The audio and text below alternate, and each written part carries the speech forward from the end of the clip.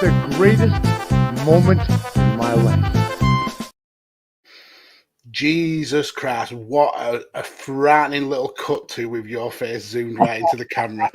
Sorry about that, folks. Hello, mate. All right. Yeah, not too bad. Glad to be back on a winning streak now of one for chain wrestling. So, even if you had to, you're a little bit dodgy, a little bit of a grey area with your selection, weren't there? Let's be honest. We'll get to that in a minute, I think. Yeah, you've got to butter up the electorate. You've got to give them something to vote for. Yeah, righto, mate, righto. Oh, dear. Good afternoon, good evening, good morning, wherever and whenever you may be listening or indeed watching our beautiful bearded mushes from. This is Chain Wrestling Live with Mags and Cy, a Radio Tekkers production. I am Cy, and joining me, as always, is the Diamond Dallas Page to my really feeling my age today. The Monday Nitro to my rhyming intro. Oh, yes, that was good. That was good. Come on, because it's about the rhyming intro I'm doing whilst rhyming in the intro that I'm currently doing. It's just levels of it's just of skill. That, isn't it? Like that. Yeah. John Cena's Dr. Thugonomics character has got fuck all on me, mate. You lack an onion. You lack an onion. You've got layers. A podcaster who, after 45 episodes of chain wrestling with the same format, randomly last week decided to change the freaking rules just so we could win a poll. But hey, we'll get to that shortly. The podfather himself, Mr. Mags. How are we doing, my good friend, sir? Kablam. How are you? I'm doing really good. Been a busy weekend, plenty of content going on. We did obviously the UFC content on Saturday, and then Tanner, myself, Ray, and Ora, and Chris, all from the Radio Tekkers team. We did a kind of a Premier League 101 for our American viewers to kind of get them ingratiated into the English Premier League. We've had a busy but fun weekend. Yourself? Yeah, not too bad, mate. Not too bad. Again, fairly busy. We had Liv's football on Sunday, so I went to go watch her play. Saturday night I went to a wrestling event, mate. Oh, you did? But not as a punter. No, I went wrestling before anyone starts getting the wrong idea. Don't get me wrong. I'm 6 foot tall and I've got glorious hair, but I'm not built for it. Simon Powell, ASH. That's what he went as. Yeah. No, I was doing some commentary with our good buddy Mr. Benny Mack, who is part of the Radio Tekkers team here. It was good. It was good. I mean, I'm not gonna lie. I get quite nervous, as you're aware, Magsy. I've never noticed. I was getting picked up at 5 on the Saturday for the show starting at 7:30ish. 4 o'clock, I had a major bout of nerves, a major wobble, and the wife had to convince me to go because I was having a little tantrum of, no, I'm 40 years of age. If I don't want to go, I'm not going, because I was like proper stressing about it. I can picture it. I can so picture it. But no, you can't make me go. And she was proper talking to me like I was a toddler as well. You'll do as you're bloody told. What about Ben? You can't leave him on his own, and all this sort of stuff. But it went well, mate. It went well. It was very warm. We were sat up on. I've got a picture I'll show on. I'll share it on the Radio Tekkers Twitter and the Chain Wrestling Twitter after. But where the entranceway is at the venue, we were sat up next to at the back on the stage where the entrance is, where the wrestlers are coming out. Kind of like the AEW setup. Yeah, except they've got a big arena. And we've basically got, we had a desk that I think if I coughed, all of it would have just fallen onto the people sat in front of us. It was very tight. Like that picnic table from last week's show. Yeah, it was so cramped and tight, and and where the lights were as well, I effectively had 2 spotlights here. Okay. So I'm quite rosy on the one side of my face at the moment, where I think that this light has burnt me. I was sweating more than some of the wrestlers, mate. But I think first couple of matches I was quite nervous, but by the time the third match came around, I like to think I did all right. Hopefully, when it comes out on the Evolution Wrestling YouTube channel, that's the first time I've heard it back. Hopefully, it sounds okay listening back. They've asked me to come back and do more shows this year, so maybe next time sit on the opposite side of the light and tan the opposite side of your face. I can't because there's no light that side. We're cramped right up against the side of the stage. Then the wrestlers come out there. And also, where we've got the tiny little table, me and Benny, he's got all his equipment on there for doing the audio. I'm right-handed. I'm the one making lots of notes because I panic about getting something wrong. If I'm sat this side, I'm going to be elbowing him all the time whilst I try and write. Because we are really penned in. Maybe you'll have to kind of sit with your back to the action. Yeah, put a big mirror up at the top or something yeah. like that. The narcissist Lex Luthor just watch it through a mirror. All those spy glasses. Remember the spy glasses you used to get when you were a kid? They were like square sunglasses. And they'd be like, oh, I can see behind me now. Not that why would anyone want to do that? You know, especially when you're 11, you know? It is weird. But did you have a good time? That's the main thing. Yes, in the end, yes. And I'm very glad that I sort of swallowed my nerves under pressure from the good lady to get me to do it. So yeah, we'll do it again, and hopefully, I say we'll do it again. I may hear it back when they release the footage and think that is bloody awful. I ain't doing that again, but we'll see how it goes. So yeah, we're already getting plenty of comments in the chat, talking between themselves again. Not really, this is more like a mother's meeting than a podcast, really. People just gather to have a chinwag. But Chris Bellis making his live debut here, watching along. So welcome, Chris. Dan Griffin, very poorly, very sick Dan Griffin this week. He's not feeling in the best of sorts. Your good lady, Sharon in the chat, as well as Anya. Matt, who was waiting a good, hour and a half before we even went live, which is absolutely amazing. Dedicated. Scottish Danny from Kent, all the way from Kent there. Dan Griffin saying, did I refer to you as Shrek by saying you were like an onion because you've got layers? So I'm glad someone picked up on my Is that my from comedy. Shrek, is it? Yeah. Oh, okay. Have you never seen Shrek? I think so. Oh, good Lord. I think I've seen it all the way through. We'll move on. Okay. Scottish Danny is requesting what I think all of us want to find out is there any footage of this commentary? Yeah, it's the Evolution. I don't know how many of you are on Facebook, but the Evolution Wrestling page, if you like that on Facebook, then I think the videos will be posted there because they're trying to get their footage up on there, but it'll be via YouTube anyway. So when I realize it's been shared, I'll share it myself.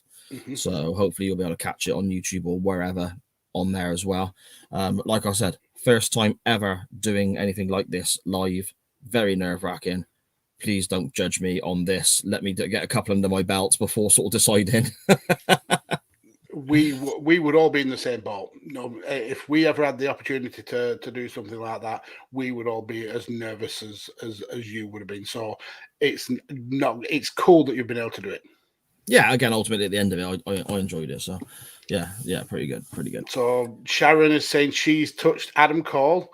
Well, she held the hand of somebody who has wrestled him, so that's a touch by proxy. I mean, you may now have passed COVID onto Adam Cole. Which this is just think about that, Sharon. Think about what you've done.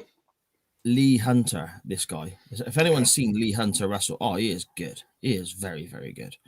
And Sharon was wearing her Adam Cole t-shirt when my girls went through the meet and greet and got their poster signed by all the wrestlers, and Lee Hunter was there and he signed the thing. And he got talking to Sharon about Adam Cole and said, "Yeah, there's a video on YouTube. Me and my brother wrestled him and Kyle O'Reilly," and that's when the whole thing about he touched Adam Cole, so Sharon touched him, and I just kind of walked off and left her to it when she gets like that, she starts randomly touching sweaty men. It's like, just, Wow. Anya has said that her class watched us on the big screen today. Well, assuming she means us, unless she's got a early copy of your commentary, maybe. And her friend Adam has joined in the chat as well. Batty Driller, that sounds maybe a little bit wrong there, fella. But especially considering he's interacting with my daughter. Yeah, what's that all about? And this is me going to be cool with the kids now. So that's Wagwan, my drillers, and I think that means what you're saying. So that's Street Talk with Mags.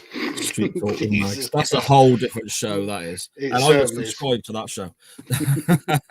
And also in the chat, Charlie. So yeah, we've got a full Powell household almost. So yeah. Lovely stuff, isn't it? Yeah, it's cool. Yeah. So Magsy, good week, bad week? Yeah, it was interesting, busy weekend. Like I said, we had UFC covered and the football, which we was only actually planning on doing about 45 minutes or so, just like a brief introduction to a lot of our American followers into the world of football. We actually ended up going about 2 hours. Okay. And we pitched to Ora and Ray a Premier League team that they can start following. Whether they accept those pictures or not, we'll see. Ori was a United fan. Well, we're trying to talk down from that ladder.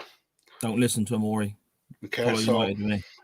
Spoiler, I think the video is dropping sometime this week, but spoiler is that we may have got her to cross over to the dark side, and she maybe I'm from the sky blue side of Manchester from now on. Why the? What is that? Because I made the dig last week about Burnley being a small little village just attached to Blackburn, and you're trying to get your own back. I mean, is that what this is about? You said what you said. Are you still salty about that? And I will forever be salty about it. I had to prove today that Padding was not a land of myth on Twitter, and people still think it's from The Hobbit, which it is. People from Padding look like they're from The Hobbit. Brilliant. Jesus Christ. I say things and I instantly regret it. So Anya's just confirming he doesn't Adam doesn't actually talk like that. But Scottish Danny says Street Talk with Mags coming to YouTube soon. And Sharon, Chain Wrestling Street Talk with Mags after dark. I mean, I might have to let Adam school me on some of the cool kids vernacular before we go there. But that, yes. This chain wrestling after dark is getting more and more. It's going to have an 8-hour show at this rate, the way things are getting added. Chris Bellis will have him yapping like a juggler in no time. I actually think a chain wrestling after dark episode would be fun, where we just rip the absolute piss out of some very, very shitty wrestling. Yeah, fair enough. We could have quite a risque non-wrestling topic, maybe. Yeah. We could. Make sure there's an 18 certificate thing at the bottom of whatever we're doing. Yes. Ah, dear. Okay. I suppose, speaking of Twitter interactions and so on, and interactions with people on our chat, we should get to our non-wrestling topic today, Magsy. Yes, and it was a banger of a topic, a very cruel one from you. A lot of food for thought, especially with the stipulations that you put in place. Yeah, I just thought, I don't know, I think it might be when we were watching Buzzcocks. Did you see that? Never mind, the Buzzcocks has returned. I've heard the rumours. I don't know who's the host or the team captains. Okay, so the host is Greg Davis, the big fella. Oh, get fucked. No, he's great, man. He's great. No, I'll try it because I do like the show. Right. But do he fit Buzzcocks? Because it were always like kind of like smarmy, kind of hip comedians with Mark Lamont and Simon Amstel. Greg Davis is like, he's older than us. Do you mean, does he fit because he's a giant man? And they've not only that, but he's also is not the kind of witty comedian that Mark Lamont and Simon Amstel were. They would rip the piss out of everybody. I don't think he does like that. He does that, but it makes me laugh. Will he make like Preston from the Ordinary Boys storm off the show? I don't know if we're getting to that level, but they've got I can't remember the dude's name. Sharon might remember. They got a comedian who's like a permanent guest on the one panel, but I've never seen him before until he's been on this. And then Noel, what's his face? Oh, Noel Fielding. Yeah. He's like Sharon's just said it in the chat as well. Noel is still on. Yeah. He was funny. Yeah, he's the captain on one side, and then that Daisy, is it Daisy Lee Cooper, the one from the blonde lass who did This Country. Oh, yeah, I like her. Yeah, she's on. She's the captain on the other team. Daft, isn't she? Yeah, oh, she's rubbish at this. She is when they've done like the guess the intros round and they got to hum the intro and all that. Okay. She is awful, but that's what makes it funny because she is so bad. You know, there's like 3 episodes I think they've done this week already, Mags, on like Sky Max or Sky One or something like that. And me and Sharon honestly are laughing so much. Yeah, Chris Bellis has just said in the chat is the other guy's called Jamal Maddox. Yeah, I've seen him about. Yeah, I'll check it out. I'll definitely check it out because it's one of those shows that I really grew up on. I thought it's absolutely brilliant. I don't know how I feel about Greg Davis being the host, but I'll give it a chance. I like Greg Davis anyway, so. Yeah, I mean, I don't mind him. I think he was good in the In-Betweeners and he's good on Taskmaster. But he just doesn't seem to be the hip young comedian that you usually have on a Buzzcocks. You're just being really picky. Ageist. Yeah, I'm ageist. I mean, I have an obsession with bubbly chocolate. Mm-hmm. I'm going to have these weird foibles about stuff. Yeah. What if Greg Davis turned around and on Buzzcocks said, you know, bubbly chocolate's a con and just echoed your thoughts? Would that balance it out? I would join his fan club. Bloody hell, Charlie acting like the Terminator there in the chat. What's that going on? She will be back. Will be back. I'll see you in a bit, Charlie. Okay. So this week's non-wrestling topic, yeah, it was quite a mean one, but I suppose it kind of popped in my head because of Buzzcocks and they were talking about music and so on that show, obviously. I thought to myself, what could you have if you could only have one album to listen to for the rest of your life? That was it. That's the only album you are allowed for the rest of your life. What would you pick? And my mind straight away went to a best of certain artists. Mm-hmm. And I sort of went, that was a bit easy for me. If it's easy for me, it's going to be crazy easy for everyone else because I'm not the brightest. So I was thinking, how can I make this a bit trickier? So I said to you, Magsy, didn't I? We'll have no greatest hits or no best of compilations. So you've got to literally pick effectively a studio album. We've had a couple of people get round it a little bit with the live stuff, but that's okay. We've had some absolutely banging responses, haven't we? Some albums that I didn't know of, or some albums I've not heard of for years. Just absolutely brilliant stuff, mate. Yep. We got some great answers. Some that I expected, knowing the musical taste of some of our viewers and listeners, but some quite out there ones that I didn't really expect. So yeah, let's get into it. Yeah, sure. One of the first people to respond, I'll be honest, this surprised me. This was a surprising thing for me, and it's our good friend Tolly at Rain Counter on Twitter. Didn't surprise me at all because I already knew this. No, I already knew his obsession with this band. See, now whenever we've done anything music orientated on the show, and whenever you and me have discussed Tolly or I've spoken to him myself on brief occasions, it's always been about Manic Street Preachers. Yeah. So I assumed from Tolly that was what I was going to get, a Manic Street Preachers album or something. But he actually went with sorry, go on. If he was going to pick a Manics one, it would be the Holy Bible. He absolutely is obsessed with that.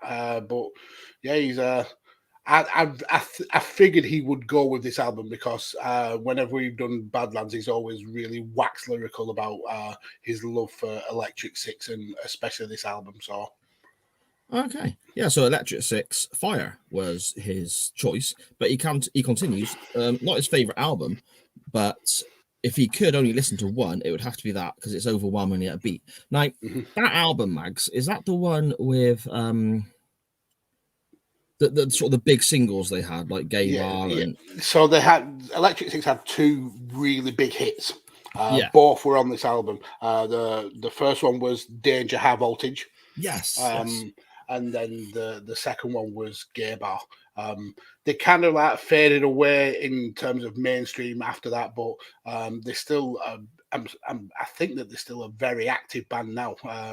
Yeah. Tolly loves that album, so I'm not surprised they picked that.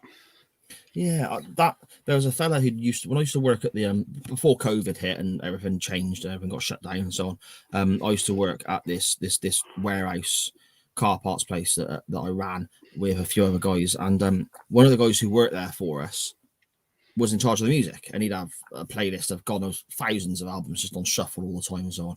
And whenever songs from that album came on, everyone joined in and thought it was great. So I can see why Tolly's gone with that, because I've not even thought about that album or that band since leaving that place. But yeah, that was a storming record. Yeah. Just before you go to the next one, we've got some comments here in the chat. Dan Griffin saying he's got a chocolate annoyance that may rival my bubbly chocolate hatred. I highly doubt it, but I'm sure I'd like to hear about that. Conor Mccabe in the chat. Connor, how are you, sir? I haven't seen you knocking around for a few days. Hope you're doing well. Anya and Batty Driller, aka Adam, going at it, saying I think he's mocking us, saying we're not very hip with the kids. So see, the ironic thing is we know that, so we're okay with it. exactly. And Anya's threatening to steal his dog. So right, okay, maybe park down, Adam. Yeah, how very gypsy of you, Anya. And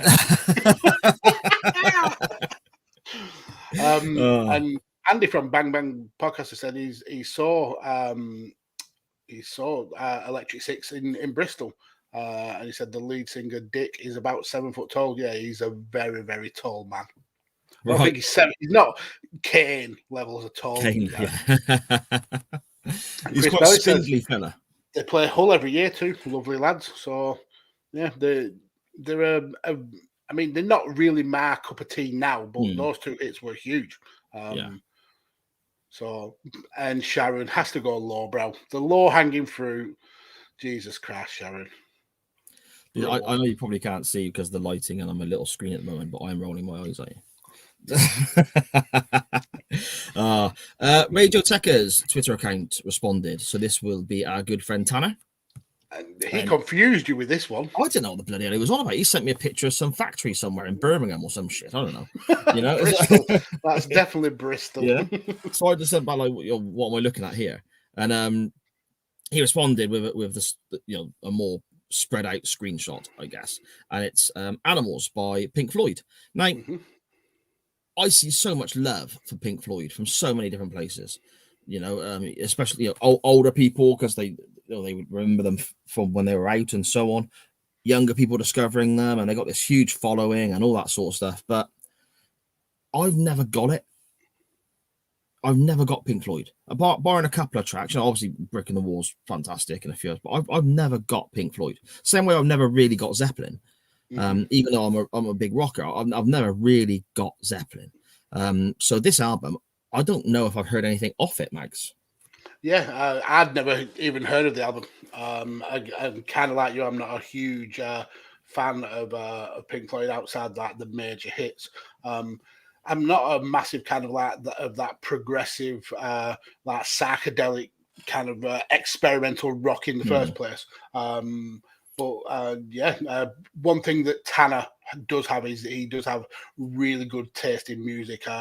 He's been contemplating having a music-based show here on Radio Tekkers, and he's very, very into his vinyl, into his retro music. On Headlock Talk, he used to have a recommendation for album of the week to close the show. And, some of the stuff is very out there. He's got a very eclectic music taste, but if he says it's a good album, I tend to trust him on that. Maybe I'll give it a listen later on after I'm going to have to. Whilst I think of that very quickly, anyone who listens to the audio version later in the week, you'll probably hear some tracks from these records played at some point on the thing. I can sense another copyright claim coming on. It's on a podcast, mate. No, it's only on YouTube. No one listens to it. But no, there might be certain bits and bobs chucked on so you can have a listen and so on as well. So listen to the audio version when it's out later in the week because you will have little bits of extra. Whilst you're in the chat, throw in some of your picks for your favourite music. it's one thing I always like is to increase my kind of music taste, broaden my horizon. So yeah, throw out some of your favorite albums, but only one, and it can't be a greatest hits or a compilation. No, them's the rules. That is the rules. That's the rules. I got on. Well, I spoke about Tanner surprising me with his choice of Electric Six and not Manic Street Preachers. I got surprised here as well by the next tweet we received, because I was thoroughly expecting our good friend Chris Mangle at Mangle_Chris on Twitter to have something maybe Minogue sister orientated, or even their good buddy Mr. Donovan, because of his or a push Savage Garden. Or didn't Paul Robinson release a couple of singles, and he had that leather jacket on. He was proper giving it some in the video, out when he whoa. Was it Stephen Dennis? I think his name is. Yeah, look at our knowledge, Magsy, knowledge. But no, there's no Neighbours based, music at all coming from Mr. Mangle here. I'm surprised. I'm disappointed and horrified. Yeah, if you're listening, if you're in the chat, or if you're listening to the audio, Chris, drop us a tweet at some stage, or jump in the chat and let us know. Who are your favorite Australian performers, preferably from the cast of Neighbours? I'm intrigued. However, he goes with Oasis B-sides album Masterplan. That is a banger. That is very, very good. Very good indeed. That is better than a lot of bands' A-sides. Yeah. I mean, if I was to pick an Oasis album, I think I'd probably still go with Morning Glory as the one. I always find it difficult to choose between the two. I've always preferred the original album, definitely, maybe, because I think it's a bit heavier, and that's where my tastes lie. But Morning Glory is just full of so many bangers, isn't it? But the Masterplan is so good as well. Yeah, I think the difference with Morning Glory and definitely maybe is you can tell Noel had way more influence in Morning Glory. Yeah, you could tell he really found his groove in telling stories with songs. Where, like I said, definitely maybe is more based on the heavier kind of a indie style. But I don't think there's really a bad Oasis album, especially in the earlier ones. I mean, even like BA now, even though it was massively overproduced, there's still some cracking tracks on that album. Oh, do you know what I mean? The opening track, that's one of my favourite Oasis records. After Be Here Now, I find a lot of Oasis to be a touch ropey. When Noel checked out, you could sense the tensions were coming a little bit more. I think they produced better stuff being apart than they have been in Oasis in the later hours. The stuff that Liam's doing recently has been some absolute crackers. And Noel's band is called the Half Flying Birds. They've had some great tracks as well. So. I would like them to get back together though for one last Nebworth gig. Yeah, would you go? Absolutely, in a heartbeat. I'd meet you there, Magsy. Yeah. We could camp together, mate. We could. We'd need a supersize tent. We would just to make sure we're far enough away from each other.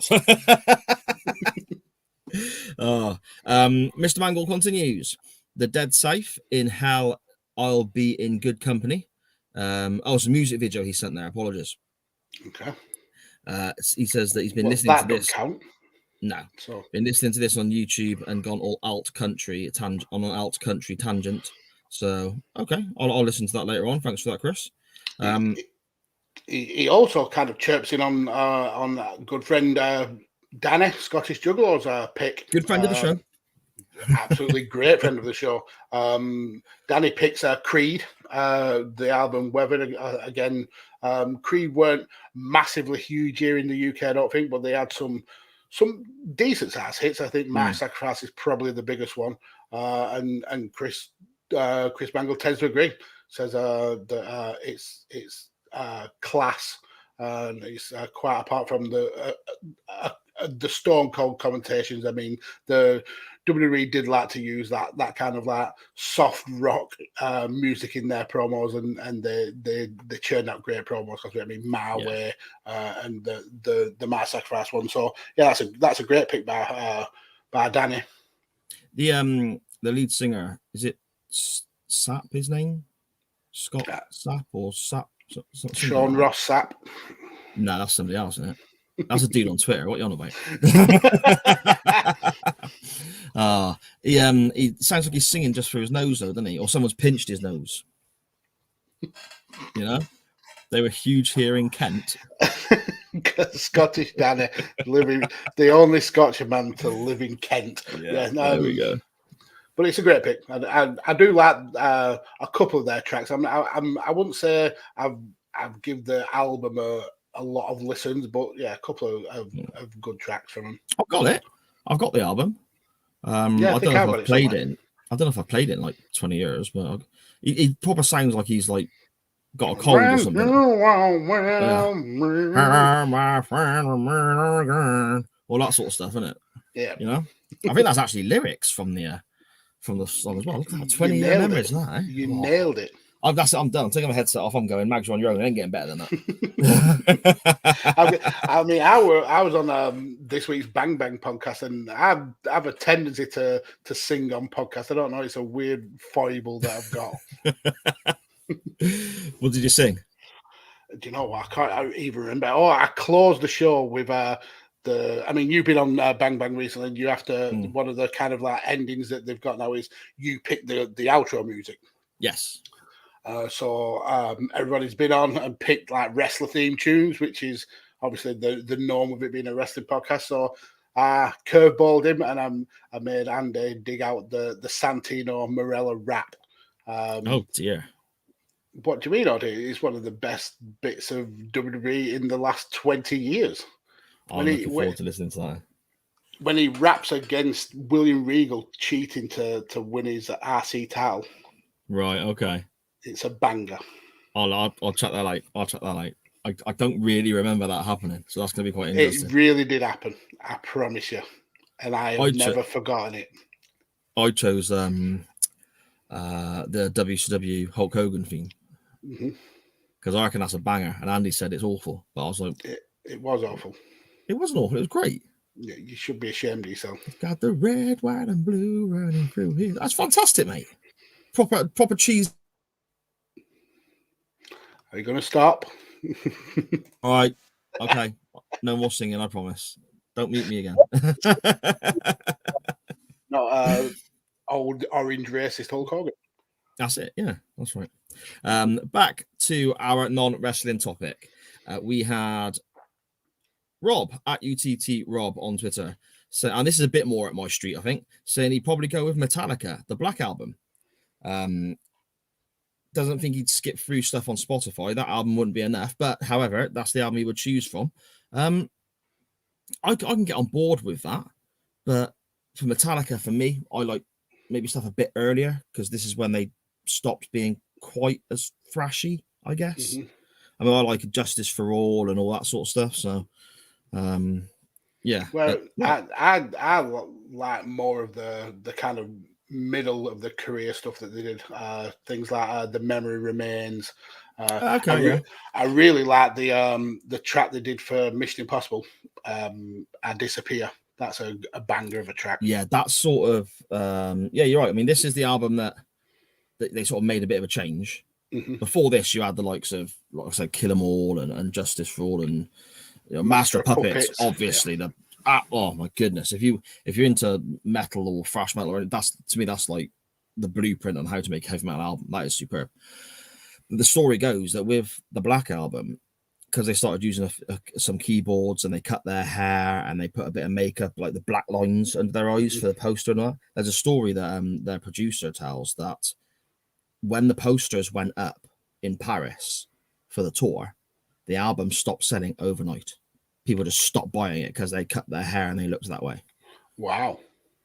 Because they upset a lot of fans by changing from the sort of sweaty nightclubs, Master of Puppets effort. But this album made them, millionaires.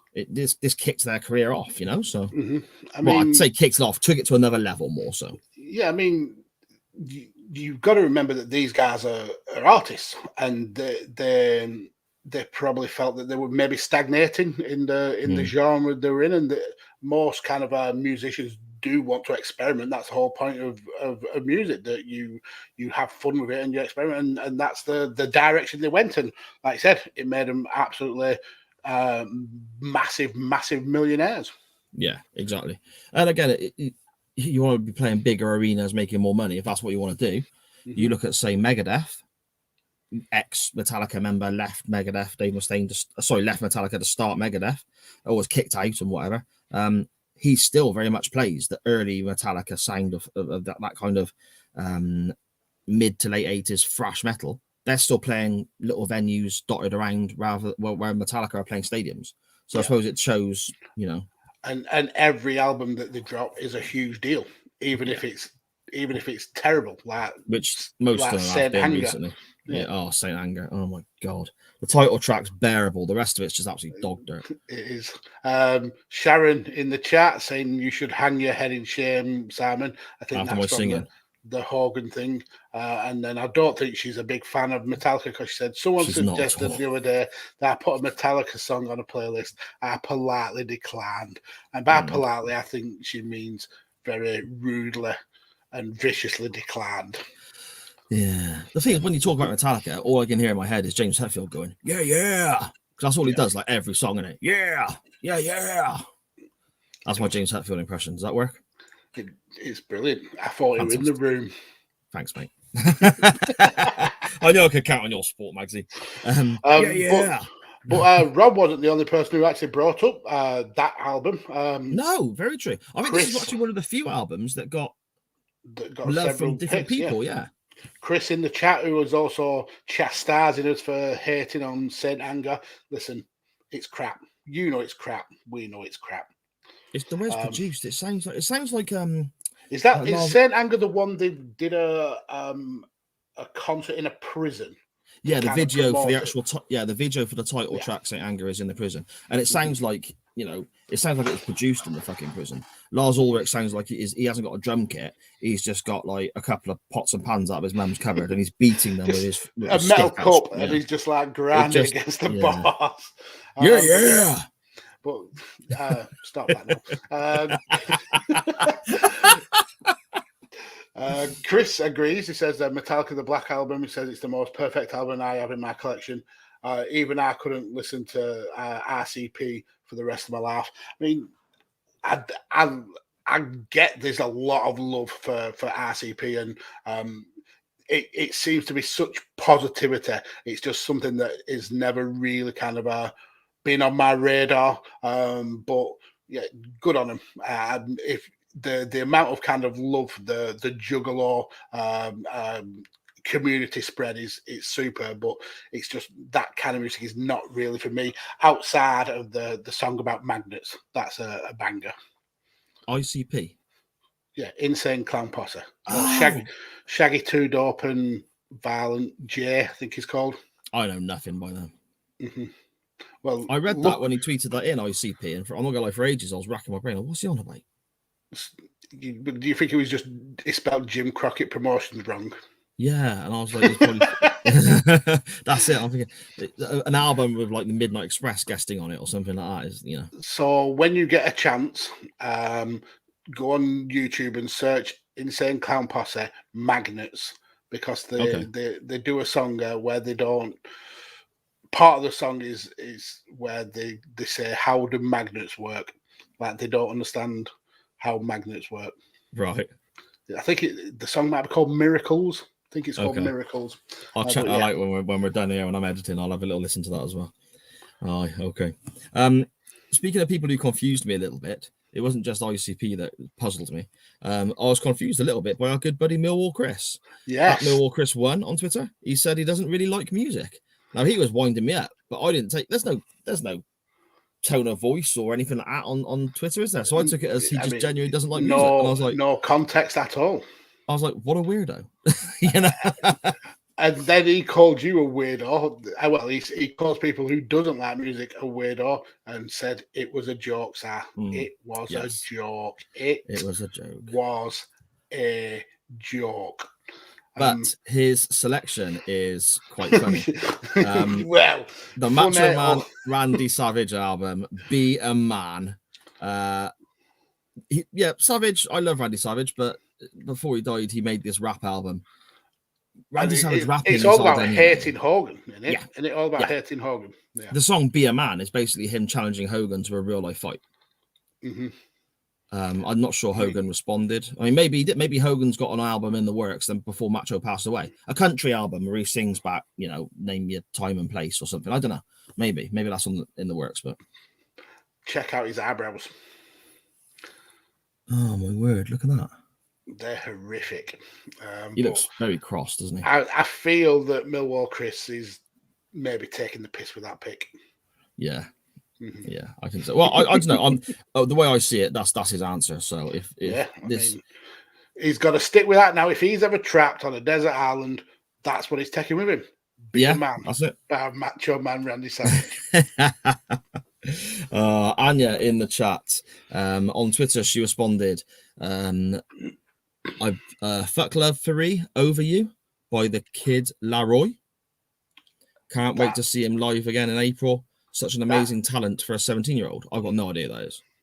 I thought that she maybe had fallen over and landed on a keyboard because none of those words made a lick of sense to me. No, but the album cover is quite cool. To be fair, the kid floating out of the bed, that's quite smart. I like that. I mean, it's probably been taken when he's been falling on the bed. Why have you got to ruin the magic? What's wrong with you? Sorry, I didn't realise this was your Santa.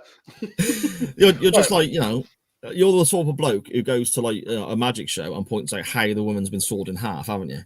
I have genuinely looked up how magic tricks have been done once I've been seen a magician doing them.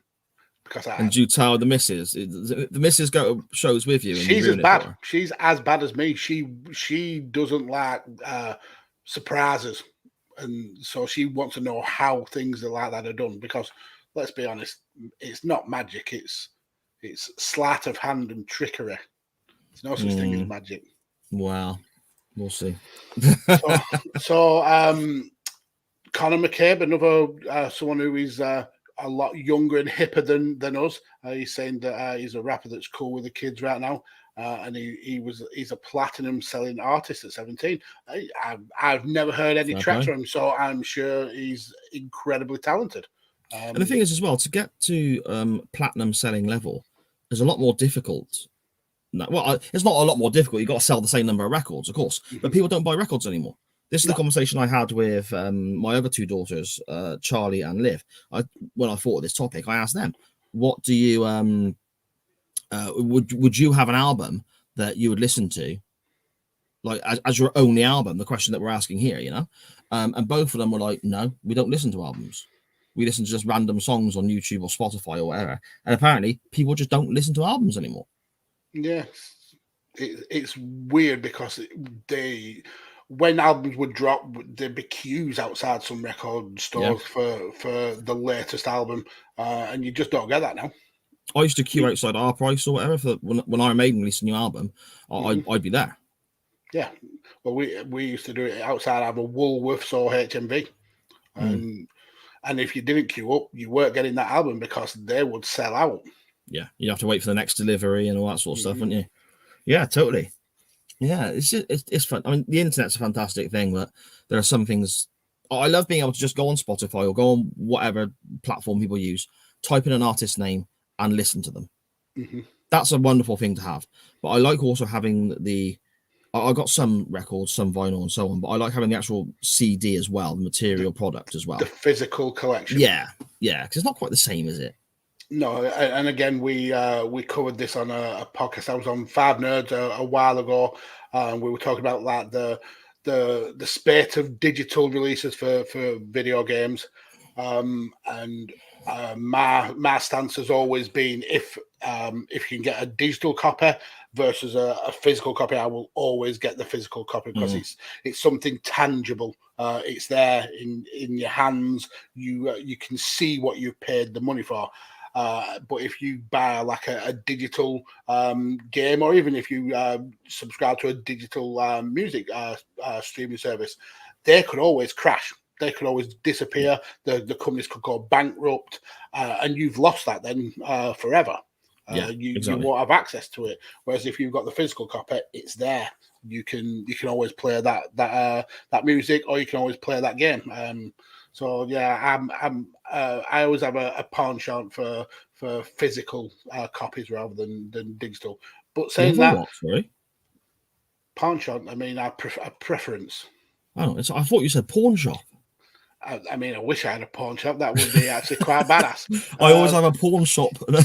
Penchant, it's French, you heathen. I swear to God, I heard pawn shop. I swear to God. When I edit this back, I'm going to play that back. That says more about you than it does about me. Maybe. At Good Bad Wrestle on Twitter, the Good Cop Bad Cop Wrestling Podcast. Apologies. That is Graham. It is indeed. He says it's not a best of or a greatest hits, but I might be bending the rules a little bit. It's all right. We all bend the rules on this show. Just look at Mags' selection last week for the poll. Stop that nonsense. He says, might as well get as much content as possible. If I had to pick a single album, probably would go with The Wild, Innocent and the E Street Shuffle. And it's a 3-disc live album of Bruce Springsteen and the E Street Band. And it seems like there's a lot of songs on there. And I don't mind that. A live album is, I suppose it is bending the rules a bit because a live album could be a greatest hit set, I suppose. But you didn't specify. No. You have to look for these loopholes, and you got outfoxed by Graham. Bruce Springsteen, not somebody who I've really. I can't say I enjoy a lot of his music. The huge hits I don't mind, like Born to Run and Born in the USA, stuff like that. But yeah, he's not someone who I would regularly go out and listen to. But I understand he's got a huge following. So yeah. And live as well, apparently he's supposed to just be absolutely incredible. Mm-hmm. My uncle goes to see him whenever he comes through the UK and just says he just blows your mind every time. He'll play for like 3-4 hours and just shout out to the crowd what do they want and play certain records and just amazing stuff, Cool. Yeah, good stuff. Yeah. What we got going on in the chat, Mike? Why are you being half all day? No, I get it. I mean, music is one of the more subjective topics. Yes. I mean, we talk about wrestling being subjective, but music is infinitely more subjective. And if people enjoy Bruce Springsteen, more power to them. Absolutely. So in the chat, I'm getting told off for saying magic is fake. And Sharon said I need to watch some Chris Angel. I've seen some Chris Angel. I like Chris Angel. I'm not saying that magicians aren't talented at what they do, but they don't really levitate. They don't make things disappear. They can't teleport. It's not really real. Scottish Daddy saying he's unbelievably out of touch with music today. Do you know, I was actually saying this to Mrs. Mags not long ago. She listens to a lot of Radio 1 in the car, and I don't understand or I suppose I don't appreciate music from now. I just don't get it. It doesn't resonate with me at all, especially the popular stuff. Anya saying that she has a vinyl player. Yeah, it's come back in really cool. A lot of my mates who have never really been into vinyl have started collecting vinyl now, and it's Jesus Christ. Some of the prices of vinyl albums are scandalous now. Really. Chris Belly saying he mostly listens to Six Music these days. Is that a cool channel? Six. That's BBC Radio 6, isn't it? Or is what it used to be. It's like a digital station. Okay, so it'll probably hit them, won't it? Like, they used to have on Sharon will tell me in the chat, I imagine, which I get the days muddled up. It was either a Saturday night or a Sunday night. I think it was a Sunday night from 9 till 11 or 9 till midnight. Bruce Dickinson from Iron Maiden would do a rock show. Okay. And that was fantastic. I loved it because he'd play all new stuff that I'd never heard before that he likes. Mm-hmm. But they'd also, because of how long Maiden had been around, be playing classic stuff from back in the day. Stuff. Yeah. Oh, it was so good. And then he just knocked it on the head, and I was devastated. I've never found a rock show as good as the old Bruce Dickinson ones that used to be on Six Music. Oh, that's a shame. So it sounds like it's probably multi-genre then. I think so. Yeah, I mean, I only listen to the rock stuff, so I'm not sure. But I think Craig Charles, the guy from Red Dwarf, he had a funk show. And I only know that because that was what was on before Bruce Dickinson came on. So sometimes I catch the last 5 minutes when I put Bruce on. But yeah, there was a funk show. So maybe you're right, Magsy. It might have been like lots of different, yeah.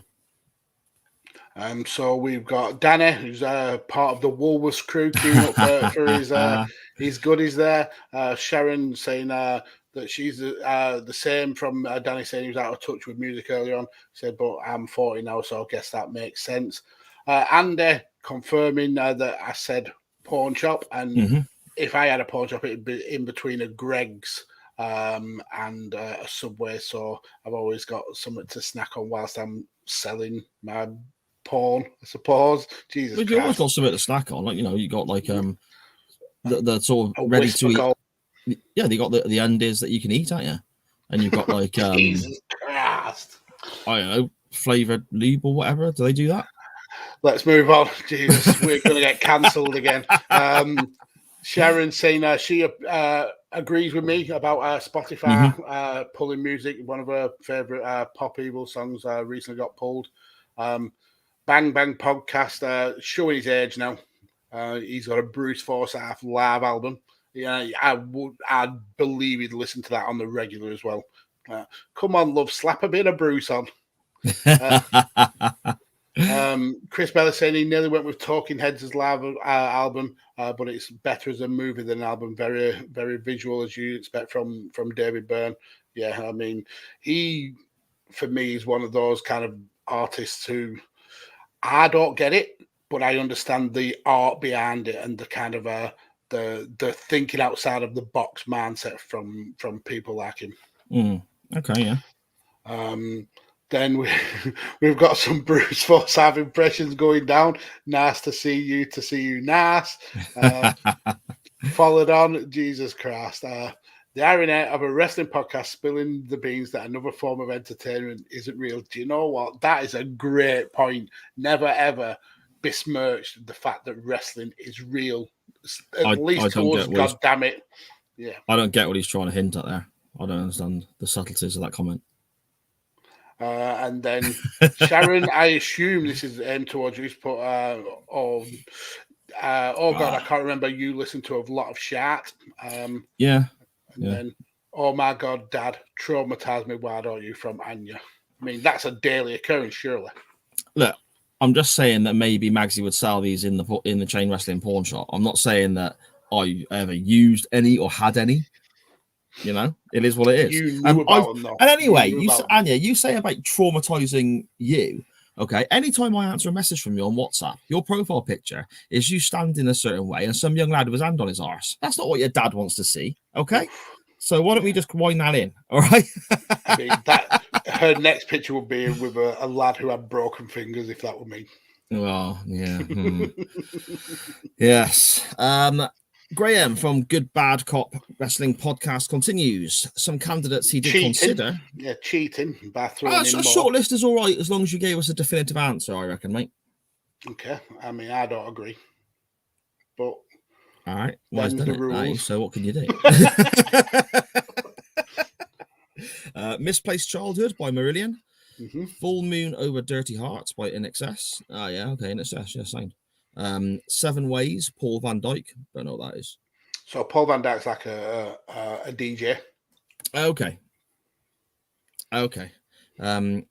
What's the Story Morning Glory by Oasis? Yeah, that's a great show again. And Achtung Baby by U2. I don't mind a bit of U2, but I'm talking sort of Joshua Tree, sort of I suppose the ones that everybody likes from back then is my kind of U2 era, I guess.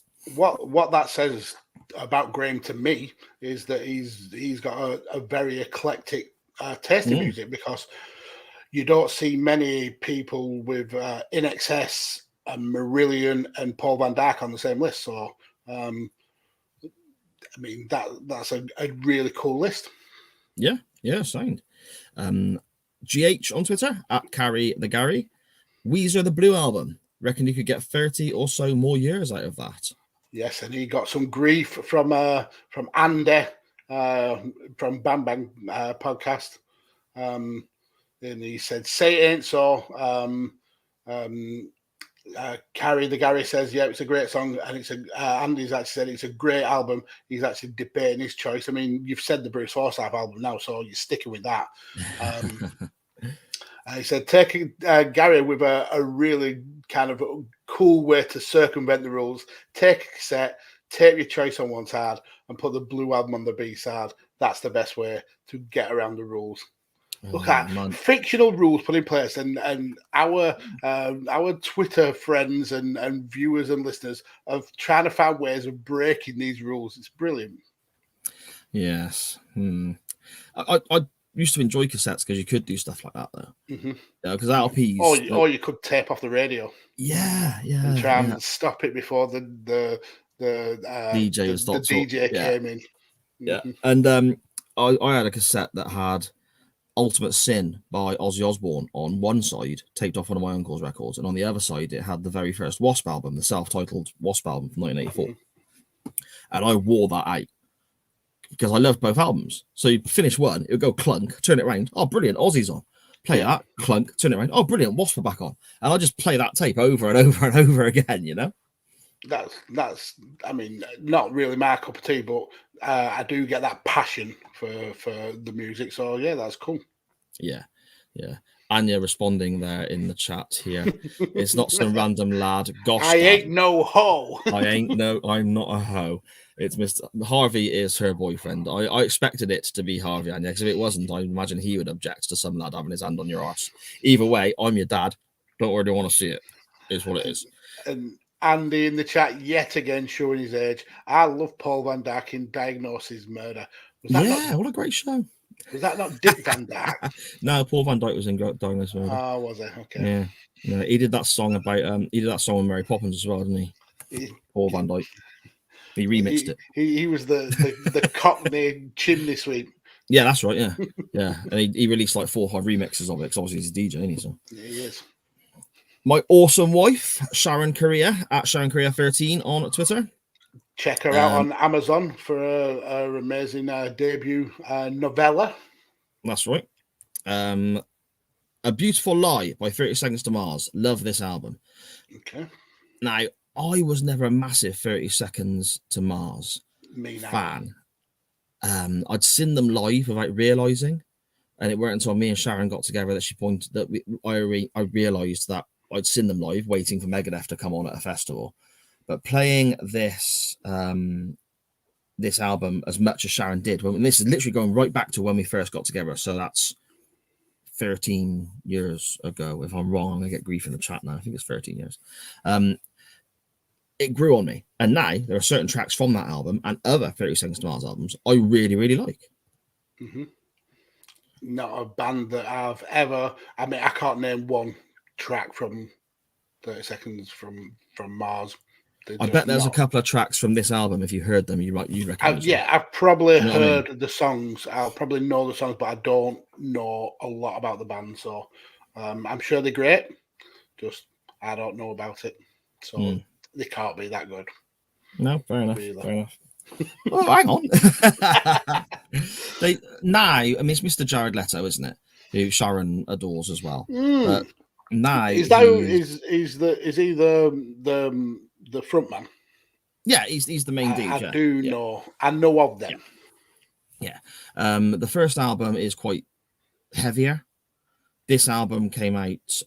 It was very much almost like that emo phase, like when My Chemical Romance and all that were around as well, and they kind of got banded in with those bands, even though they're not the same as those bands. Do you know what I mean? Okay. Yeah. You know, so they kind of got banded in with that, which I think is a bit unfair. Because when you listen to the album, it's not like that really. But yeah, I mean, me and Sharon have seen him live a few times. They're very, very good. He's gone a bit more out there. As we were talking earlier, Magsy, weren't we, about artists experimenting and so on. He's gone a bit more weirdo out there and stuff, and different things out there, and different types of music, and a bit more dancey stuff coming in. That's not my cup of tea. But this sort of time, this album, I really do enjoy. Yeah. Okay, I will add some of their tracks to my Spotify playlists. Do it, mate. Do it. And if it's stuff that you think is awful, you can blame Sharon. Yeah, I mean, even Chris Bellis in the chat is saying his wife got him into 30 Seconds from Mars too, given that Jared Leto is poor at most things. He's a decent front man. I mean, he was good in Panic Room. I think he played a great part in Panic Room, but yeah, he's outside that, I'm sure his epitaph will be about 30 Seconds from Mars. His Oscar begs to differ with that comment. Oh, yeah, you're poking the bear there, mate. Don't start on Jared Leto with Sharon in the chat, mate. That's a bad move. The film that he was in, though, Dallas Buyers Club, I think that was what he got his Oscar for. Sharon, you have to correct me or tell me I'm right or wrong in the chat. That is fantastic. And he was absolutely bloody brilliant in that film. That is such a good film. It was incredible. Dallas Buyers Club, so good. Oh, dear me. Dear me. Let's move on before we start getting, Sar will have to mute his microphone soon when Sharon comes in, just absolutely swearing her head off. Shah's going to take my headset in a minute and go, you, Chris. Ban him. He comes up, rocks up, first ever time, and he comes here just causing trouble. Starts picking a fight with one of our regulars and best, most respected listeners, You're barred. He does actually agree there, though, Chris. He does say, oh, no, actually, Jared Leto was very good in that. And he was. And it's a great film. It's a great story. Really worth checking out. At Saviour Savo on Twitter. Okay. It's a new person here, Magsy, contributing to the show, which I'm really over the moon about. Great to have new people involved all the time. I think we got a couple of relatively new ones, or ones that haven't chipped in on the regular with this one. He says Operation Mindcrime by Queensryche. Now that is a great album. I like Queensryche anyway. Never heard of them. Okay, it's very much it's metal. But it's metal with the sort of clean, pure, great vocals rather than any. You say to people heavy metal, a lot of people instantly assume screamy, shouty stuff. That's not my cup of tea. Okay. This guy, Jeff Tate, you can see in the image there, he can sing. He can really sing. He's no longer with the band. They split up now, but he tours this album in its entirety on his own. And it's like I can't remember what they call it. What's it called when the whole album is a story? You know what I mean, don't you? Yeah, and I understand what you mean. I don't know I didn't realize there was a particular name for it. Yeah, there was. And I can't remember what it's called now. But there was a name for that sort of thing. But yeah, the whole album is a story, and it's about a guy who was homeless and a heroin addict and so on. And he basically gets took on by this person called Dr. X, who trains him to effectively be an assassin that goes out and kills people off on certain commands because he's been brainwashed. It's absolutely brilliant. At the end of it, he's messed in the head and all it. And there's a couple of songs that are fantastic. I'll send you a couple of links to a couple of the tracks, Mags. It's so good. I mean, it's very old school. It's like late 80s, early 90s metal, but. So I've done a quick Google, and it's a concept album. That's it, concept. Why could I remember that one? What a moron! I've actually got Operation Mindcrime on CD, signed by the guys in Queensryche. Oh wow! I mean, when I first saw the name Queensryche, I assumed it was kind of like German hardcore rock. No, they're American. What's the band who does Du Hast? Rammstein, yeah, kind of like Rammstein. Yeah, my kid brother's band, who's doing the music for SJP now, which is a banging. It's a great tune, isn't it? It's a great tune. It really is. They supported Queensryche on their last UK tour. Oh, so wow. I gave him the album, and he took it in and got it all signed by everyone. So that was pretty cool. That is cool. Yeah. Pass it to Savo. No. We're it's mine. Brilliant. K Griffin at Griffin K1 on Twitter. He says, greatest hits albums aside, he'd go with The Sound of Silence by Simon and Garfunkel. Yeah, that's a good track, man. It's not something I'd play a lot myself. There's a few tracks on that record that's quite good. Yeah, again, I'm kind of like you. They're not my cup of tea, but I understand why they were popular. But yeah, I mean, if that's your bag, that's your bag. Yeah, definitely. Handy T1TF on Twitter. He said if you can only pick one, he'll have to go with Led Zeppelin 4. And I'm honestly amazed it took that long for somebody to bring a Zeppelin album up. I thought we'd have a lot more Zeppelin love earlier because Handy, obviously the time difference and so on, doesn't respond as quickly as some of the UK listeners when we put the tweet out. So when Handy's tweet came through, normal sort of time that we get a response from him. And as always, hugely grateful for your interactions and your response, Handy. Yep. It was the first Zeppelin interaction, and that surprised me. It really did.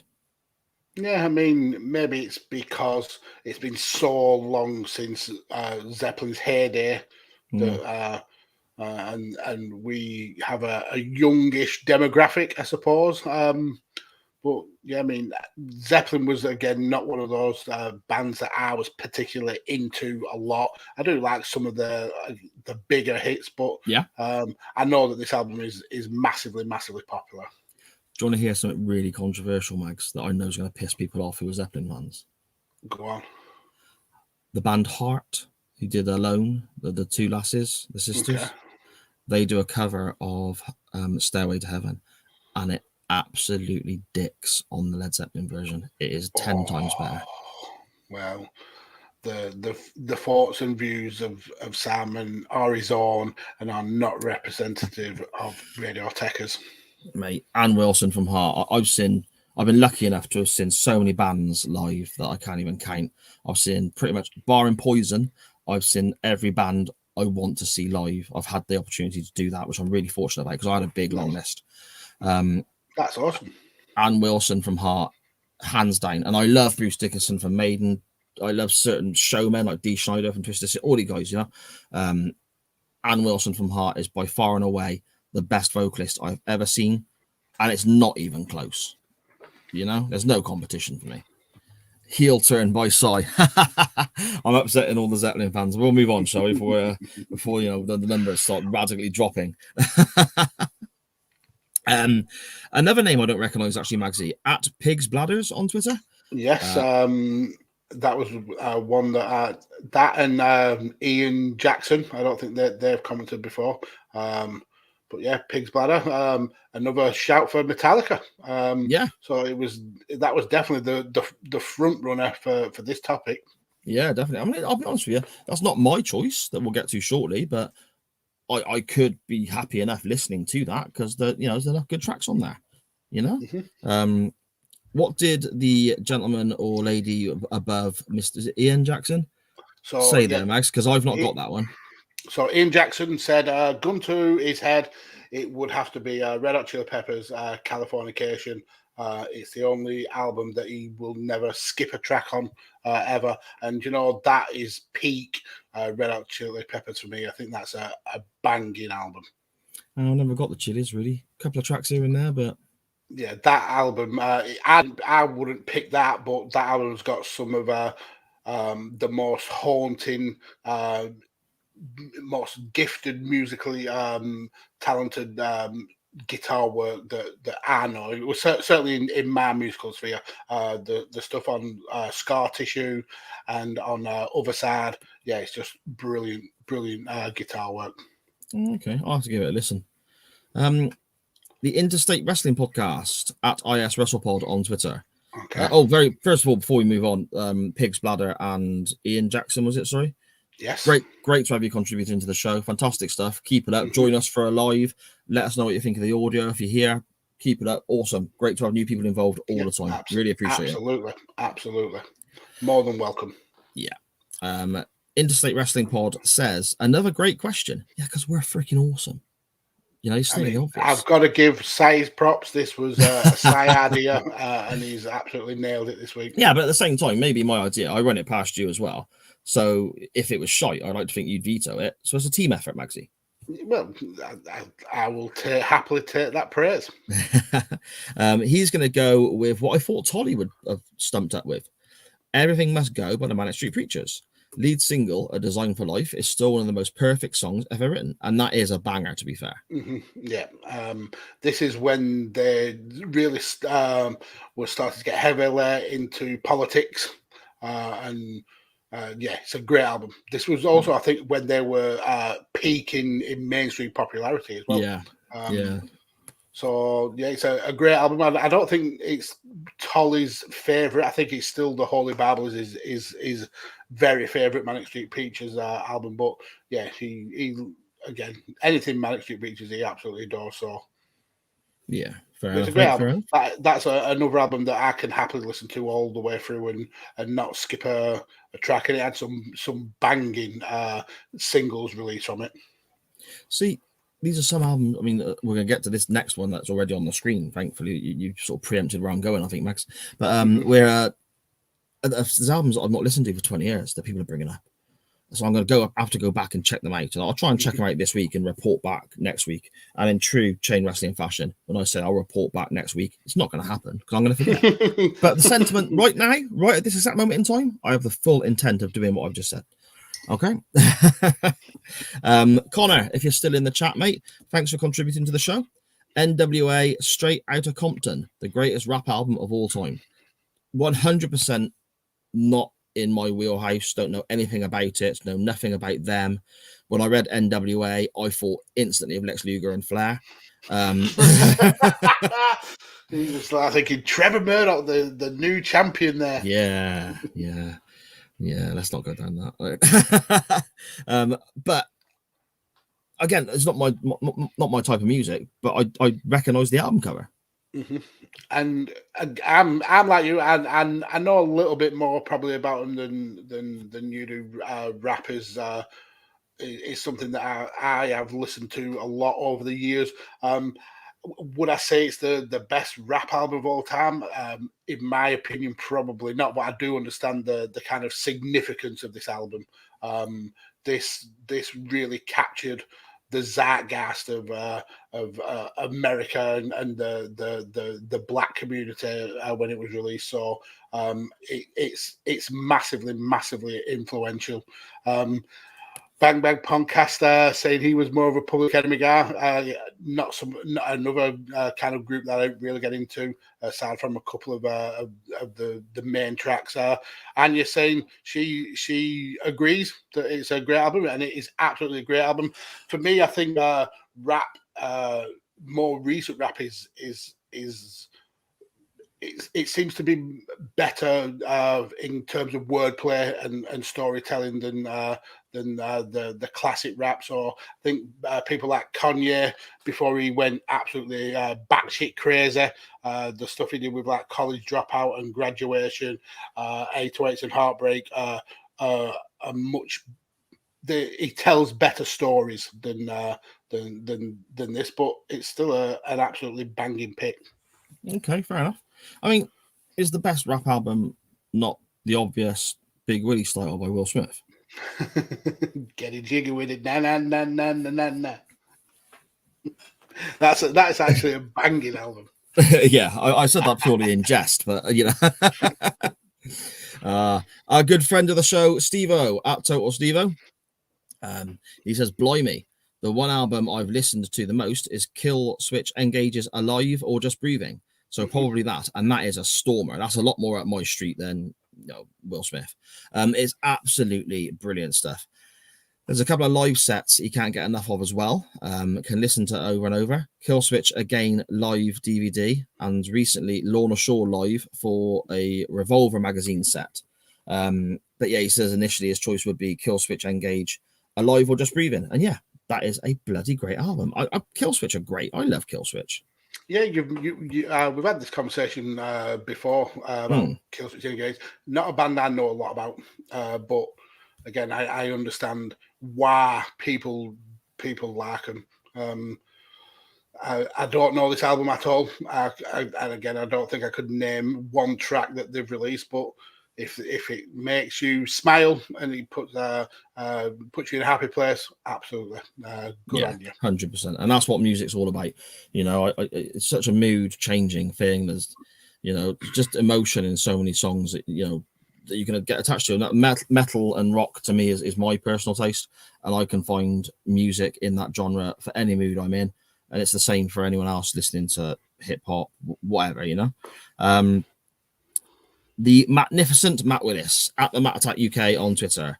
He says, music is so subjective to my mood, but Limp Bizkit, Chocolate Starfish, Hot Dog Flavored Water is an anthem. And that is a fantastic CD. And that is one, it's strange. I wouldn't pick it for my album of like all time, or my album that if that's my only one I can listen to. But it does tick the box of I wouldn't skip a song on it. I'd skip a few, but I think that album, if I remember, had about 6, maybe 7 releases from it in terms of like singles. So there's a lot of there to enjoy. That they were very kind of niche for me. Limp Bizkit, they a good couple of years run where they were super popular, and then huge, kind of faded out a little bit. But I don't mind some of their tracks. They did a song. I don't think it was on this album. I think it was on an album called Results May Vary, called "Eat You Alive," which is a great rock track. But this is more kind of like, say, new metal. Is it new metal? That's right, how it's called, like mixing rap and DJing and all that cool rock stuff. It's a good album. I mean, this is where you get all those kind of like big hits for WWF's promo. So you can't really go wrong with it. But I don't think it'd be one I'd pick to listen to over and over again for the rest of the time. Yeah, very true. Matt continues. Busted's second album, A Present for Everyone, sums up his late teen years. What a kind of dichotomy of your music taste. You've gone from Limp Bizkit to Busted. Like, glad he crashed a wedding. And yeah, Jesus Christ. Any soundtrack by the amazing Brian Tyler, best summed up with this piece here. And he's included a Formula One live video by Brian. I think this guy's a composer, or he looks a little bit like Spud from TNA in that picture. Can you see? Yeah, he actually really does as well. I don't know Brian Tyler, but it does look like he's kind of like composing or leading an orchestra there. So yeah, that sounds quite interesting. I'll have to check it out. But, yeah, and before we get to yours and my selections, Magsy, lastly we have Andy at Bang Bang Podcast, good friend of the show. He says, obviously for favorite album, he'd have to go. You won't find it on there, mate. He sent it via a DM again. Oh, he would do, wouldn't he? So I'm going to close that down then. Okay. Obviously, for favorite album, he's keeping his Bruce Forsyth pick. So is that what he's having? All right, I'm not reading that either. For favorite album, he'd have to go with The Best of Dennis Waterman. But as he couldn't have compilations, he'll go for Low by David Bowie. Nice bit of pretentious Euro babble mixed in with a couple of Cockney sing-alongs and a great cover. Lovely stuff. I don't think I've ever heard of that album, so that's something else I'm going to have to go check out, mate. I know the big hits from David Bowie. I've never heard that album, so yeah, it'd be one that I'll be looking up on Spotify for sure. Yeah, fair enough. Before we get to our choices, Mags, and then move on to our wrestling topic today, have we got anything in the chat worth noting, or are people just rabbling on complete nonsense? I mean, a little bit from column A and a little bit from column B. Chris Bellis, going back to NWA, is saying that you'd like it. It's one of those albums where you didn't have to be a rap fan to like it. He has a very niche hip hop taste, but this is a great album. And I'll check it out. Thank you. And you're doubling down saying the film is even better. Yeah, the film was so well done. And then Andy commenting on Santino Marella, who's one of the pioneers of rap. Yeah, of course. Yeah. Absolutely. So Chris agreeing with me. I consider Santino to be the greatest MC of all time. He has, I believe, bars, and that's bars with a Z. Your good lady saying that she's enjoying Killswitch right now. Yeah. And they're doubling down with the Santino love, saying he likes his pancakes with maple syrup. That's one of the best lines in a rap song ever. You really do need to check out that. I'm going to have to listen to it. Santino rap. It's brilliant. So Chris is saying he hasn't heard anything past Howard's last album with them. But that's only because he went back to uni and was skint. Killswitch are probably still his favourite metal band. Sharon saying that she's seen Limp Bizkit and she nearly died. I mean, hopefully not because of the awful music. Hopefully it was unrelated. I'm not sure if we've told this story on the show before. I'll quickly summarise now, just in case we have. We were at Download Festival I'm not sure the year, and I should know the year because Sharon was pregnant with Charlie at the time. So probably looking at what's that be 2011, I think. But Limp Bizkit were playing probably 3-4 o'clock in the afternoon, and basically the crowd all split to do a wall of death. And for those who don't know what that is, you can type it into YouTube, wall of death, and see some pretty spectacular visuals.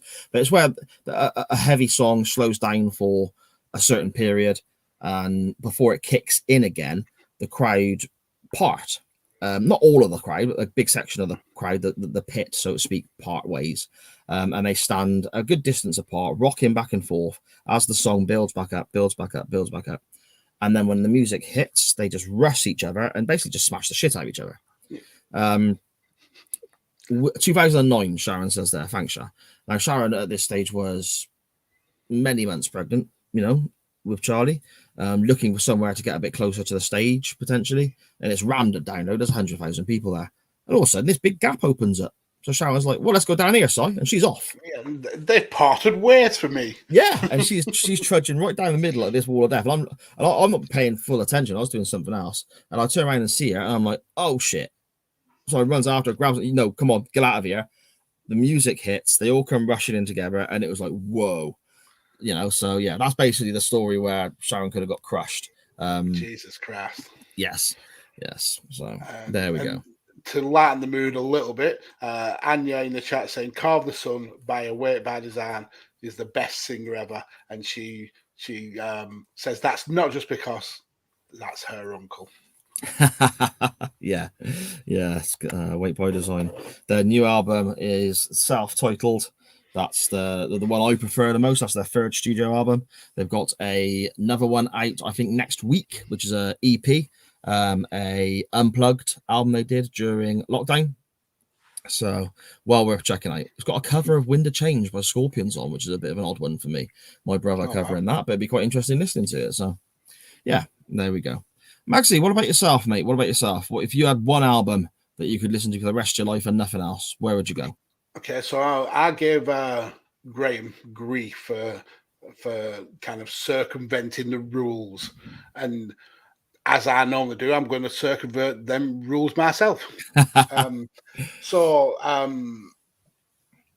If we would have had this conversation maybe 10 years ago, I would have probably picked the first album I'm going to mention. I would have picked OK Computer by Radiohead. Okay. For me, I think that's one of the most kind of perfect albums that I've ever had the pleasure to listen to. The storytelling, the depth of the music, the way that the band really kind of found their groove with that album. I think it's absolutely superb. So that would have been my pick. But around a decade later, they released another album called In Rainbows. Now, at the time, there was a lot of kind of conspiracy theories about In Rainbows, because it was announced that it was being recorded, and then 10 days later, the album dropped. So there was like really no kind of there was no promotion.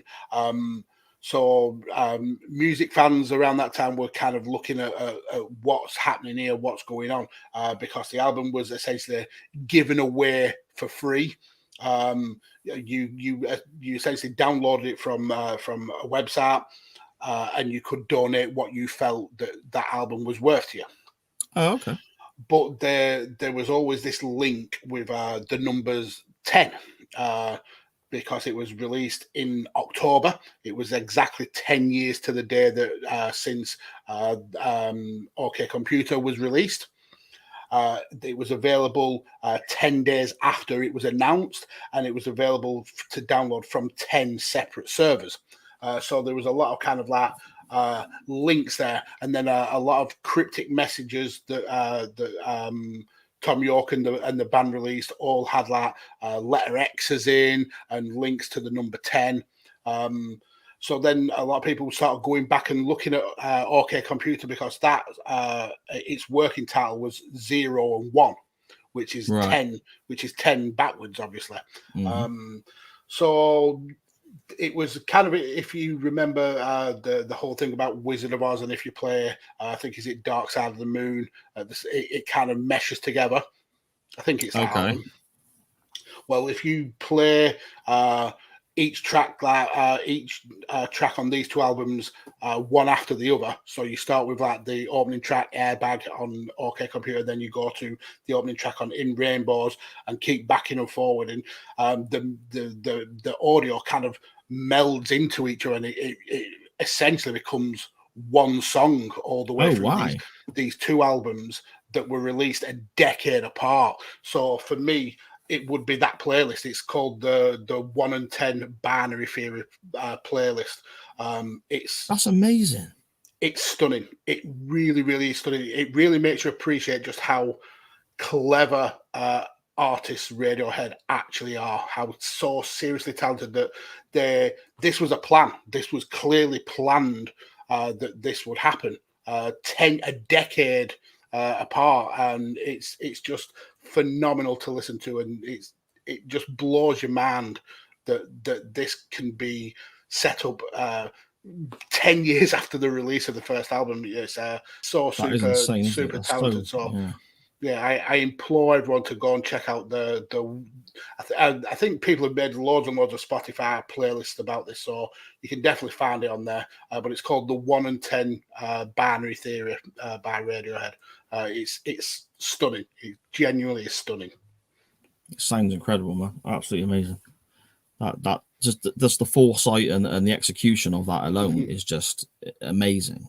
Absolutely breathtaking, isn't it? It's shockingly talented. Like these people should not be as talented as this. Yeah, no, I get you. I got a bit of a short list, I guess, before I give you my final pick. Unplugged in New York, Nirvana album, I think is just great. I love it. You know, just a really, really good album. Yes, and you're in the chat. 1 hour, 30 minutes into the show, still no wrestling. Just call it Chain Show. I mean, music is something that we could probably talk about for the next 5 hours and not get bored. And the thing is, we've got so many responses, which we're all massively grateful for. We say it every week, and it sounds cliche, but we mean it. This is your show. You decide where we go with regards to the wrestling. You decide what we discuss with a non-wrestling topic. Your responses are where we, basically what fills the time. Magsy and I are just here to, I suppose, orchestrate your answers into a list effectively. So and then throw in a bit of wrestling to let you all tuck up and get your hot chocolate too. That's it. Nirvana Unplugged in New York, I'm a big fan of. You can hear, I think, in Kurt Cobain's performance there, the emotion of certain songs and what he was going, because it weren't long after this that he sort of, popped his clogs, so to speak. It'd be, weird of me not to list something by my favorite bands. Highway to Hell by AC/DC. I love everything DC had done, but that's the classic album, isn't it? Along with Back in Black, those two are just, absolutely superb. Iron Maiden, Brave New World. Not one of the classic ones. Is when Bruce Dickinson returned to the band in 1999. But it's such a return to form after Blaze Bayley sang for a while. I don't skip a track on that.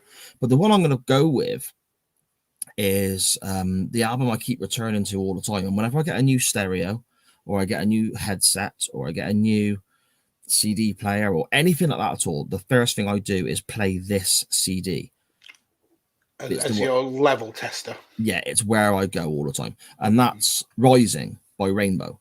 A lot of people know Rainbow from the likes of Since You've Been Gone and All Night Long and all that sort of Bungle, Zippy and George. Yeah, exactly. Yeah. Zippy's bass guitar solo on Since You've Been Gone is the stuff of magic, but no. Rainbow Rising is fantastic. You've got Richie Blackmore, who has left Deep Purple to start his own band. Ronnie James Dio, before he's really huge, I suppose, before he was discovered, and before he went to Black Sabbath, before he did the solo albums, he sang for the first 2 records for Rainbow. And they are very, I want to say, there is a quite a bit of 70s rock sound there because it is a 70s rock album, but it's just so good. And there's a song on there called Stargazer. And I honestly believe that the last 3-4 minutes of that song are as close to musical perfection as you can get. The way it builds, and Dio's voice starts soaring over the top of this guitar work, and the bass, Richie Blackwell on guitar, and it just builds and builds. And there's so many levels there, and it just blows me away every time I hit this song, Stargazer. The EP's only got, well, I'll say EP, the album's only got 6 or 7 tracks on it, but Stargazer itself is about 10 minutes long. But the last 3 or 4 minutes, it just blows my mind. So that'd be my choice, Rising by Rainbow, I think, Magsy. It sounds phenomenal. Again, it's not that the music genre that I was ever into, but I will definitely check it out because I'll send you a link to Stargazer. Trust your taste. Yeah, I'll send you a link to Stargazer, but you have got to listen to it all the way through because it builds and builds, and the ending is just. But you don't realize you're at. I listen to the song all the time, and that bit that really makes me think, why? You don't realize you're there. And until it's been playing for 30 seconds already, and you're just like, oh, that's all built, and it's just, it just blows my mind. It's so good, so good. Sounds it. Yeah. So there we go, mate. There we go. Shall we now talk a little bit of wrestling? I think we should do because we're an hour and a half in, mate. I know we best keep this short and sweet, but basically DDP wins his title back. Yeah. Okay. Let's get ready to rumble!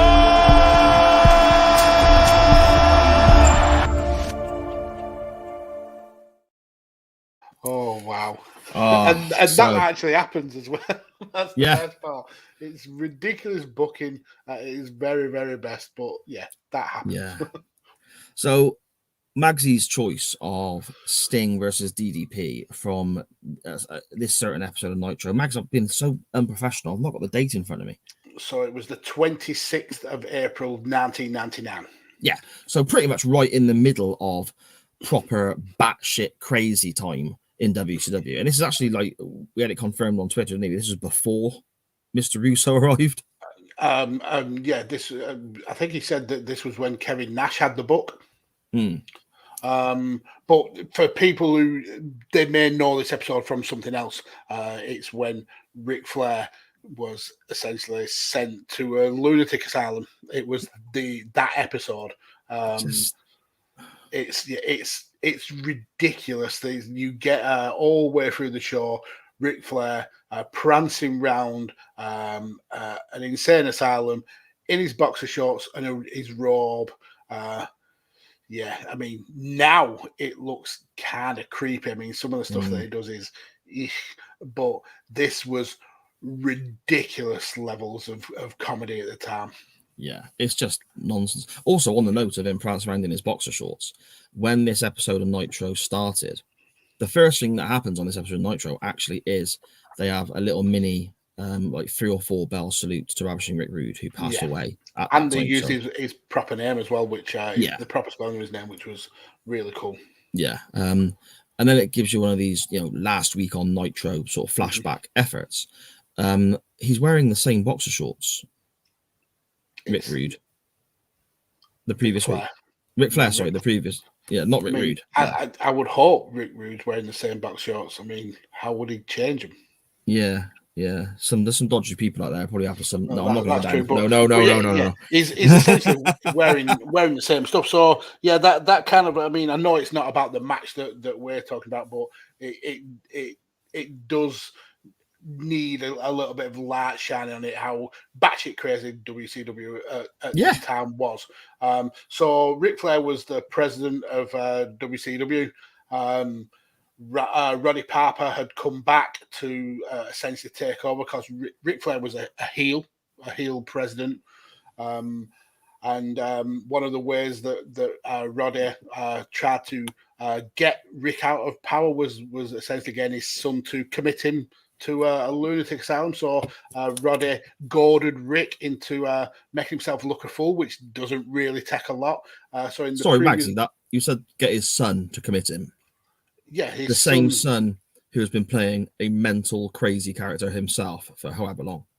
Correct. That's absolutely correct. But makes perfect sense.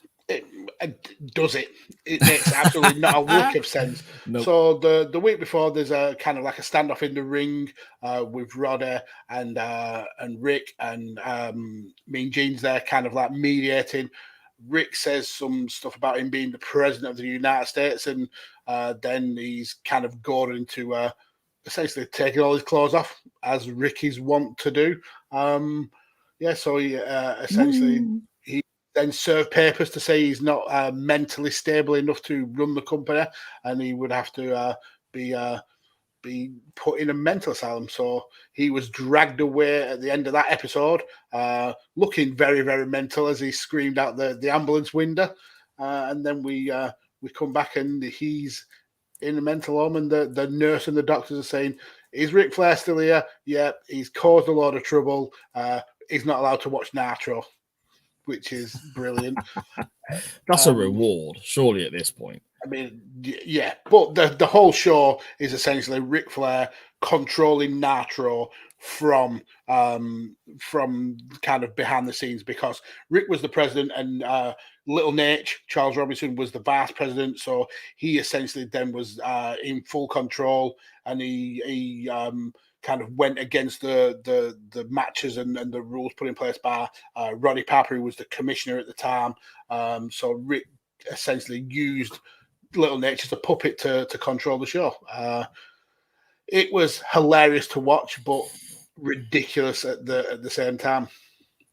I'm, as many people know from listening to any show I've been on, my own show, this show, whatever, I'm a big WCW fan, a huge WCW mark, I suppose, for want of a better term. I put this on, and within, I reckon, 20 minutes, I was thinking, oh, God, why are we watching this? You know, it was that kind of time in WCW. Do you know what I mean? It was that kind of thing, Magsy, wasn't it? Where they were throwing everything at the wall to see what stuck. The ship had sailed, hadn't it? The ship had already sailed. In 1999, they reported losses. They reported big losses in comparison to 1998. They were struggling financially. Bischoff had gone. Well, it's actually this storyline with Flair that leads him to come back as a face, I believe. So, it's the old exploding vagina WCW logo era, where essentially whoever was willing to take the book and write the show got an opportunity. And I think at this time it was Kevin Nash, and you can tell because he kind of strong arms himself into the main events quite a lot of the time. I've never heard that horrible WCW logo described as that before. That's how Tony Schiavone describes it, as an exploding vagina. Is it really? Yeah. I've never heard that. But now you're pointing it out, I can see that. Yes. So, yeah, not a good look. Not a good look. No. So, yeah, on this episode of Nitro, the match that we are supposed to be looking at is Sting versus DDP. That was the link that Magsy put forward. However, from there, we get, I suppose, a sort of follow-on match as well, Magsy, don't we? Well, yeah. I mean, before we even get to this match, though, I actually went back to the previous weeks, obviously, because we got that kind of you glutton for punishment.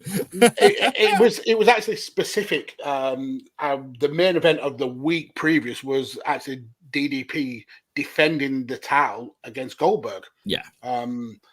Which it was a decent match, but it ended in a kind of like a schmoz finish. I don't even know if the bell actually rung to signify the end of the match, but essentially DDP attacked Goldberg with a chair and the steps to going into the ring. Kevin Nash came out to do the save. DDP clocked him with the title and essentially walked off. Then we get this match where DDP is essentially forced to defend against Sting.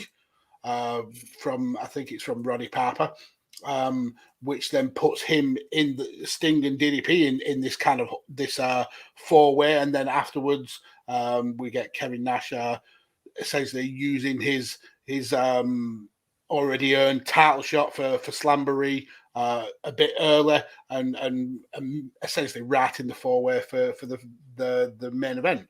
But this match that we're first going to cover is actually the joint highest rated DDP match of his career, with 4 stars from Uncle Shagger Dave. Which surprises me because watching it back, it was crap. It was. I mean, let's not call a spade a spade. It was. I did not enjoy watching this match. Oh, it was just a load of clotheslines all the time. Yeah. I mean, it started bad for me when Sting came out with stockings around his boots. It was tape. I think it was tape. Yeah, I don't get it. He's got like the toes of his black boots showing. Just for those who haven't seen it. And the very bottom of the heel, is out.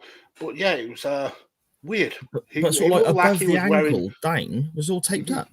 It was like he was wearing like built-up shoes, like when a kid has got one leg shorter than the other, and they have a shoe that essentially levels them out until they can have operations and things like that. It looked like them kind of shoes, but on both feet. Yeah, it looked ridiculous. Yeah, and it was very off-putting. And he had this weird kind of very, very 90s girls choker necklace. He did. He absolutely did as well. It's like, yeah. And he was. What are you doing? You're Sting. What are you doing? He was screaming he was back and back in black a lot. So I think he's a massive AC/DC fan as well. Yeah. We don't want people who wear those kind of necklaces in our club, mate. To be fair. but I think you're the way you kind of like described it. It's right. It's very, very basic wrestling moves, clotheslines, and knockdowns. It's very, very slow paced in the beginning. Certainly a lot of kind of breaks on the outside and breathers and slamming into the guardrails and things like that. They take a trip all the way to the back of the entrance ramp, only to come straight back and walk down. Really kind of, it felt like they were time wasting, a lot of time wasting. But the thing is with Nitro at this time though, it was 3 hours long. So do you think they were literally trying to waste time knowing they were working again that night? It kind of felt that way to me.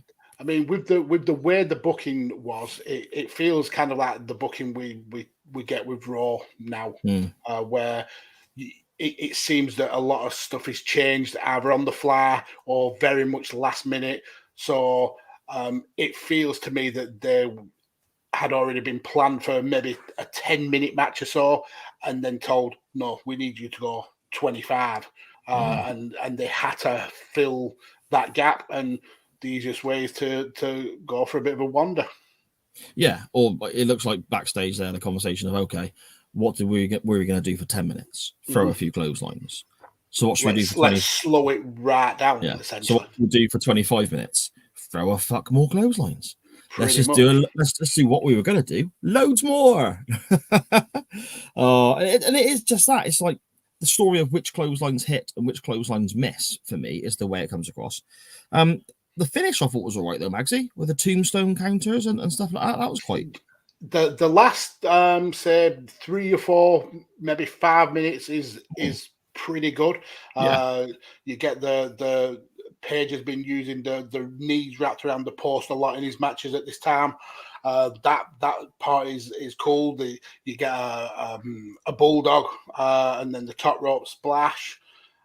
We get Page going for a diamond cutter, kind of like leaning across the top rope, things like that. So in the last 5 minutes, it really kind of builds to a crescendo. The tombstone stuff was really good. I mean, I was not aware that Sting really used the tombstone as a finisher, but he essentially does. Is unable to put Page away at the beginning, then does a proper tombstone, nearly gets the 3 count. Page does a very weird kind of. I think it probably looked better on paper, or it looked better in his mind, but he tried to do like the Rock's kind of jumping float over DDT, which looked horrific. He went at all. he went for a pin from that, which again looked horrific because Sting essentially didn't even look like he was under any pressure with his shoulders, and he just had to kind of like nudge a little bit to kick out of it. But I thought the finish was decent. The way that Sting kind of blocks the diamond cutter by grabbing hold of the ropes and then kind of like moving his arm to take the impetus for the Scorpion Death Drop to win the title. But then we get the celebration, and I mean, I already knew that we were going to be looking at the second match as well, so I knew that Sting wasn't long for the title, and the way he celebrated, you could tell that he knew he wasn't long for the title, that there was no real point in having a huge celebration. He woos a couple of times, holds the title up, smiles a little bit, and then that's really it. You know that he knows he's giving it back up about an hour later, which is just, I don't understand why. Why? And that's why I named the episode. Well, what was the point in that? Because why have him lose the title only to regain it back less than an hour later? It's some weird janky booking. Yeah, and it really belittles the championship for me. I mean, I don't want to turn this into an AEW versus other companies thing because I hate all that shit. I mean, to be honest, that's one of the things I wanted to get to today with regards to my recent frustrations with certain people or certain attitudes on Twitter. But we're getting pressed for time here now because it's already an hour and 45 minutes in the show. So we will cover that on another occasion.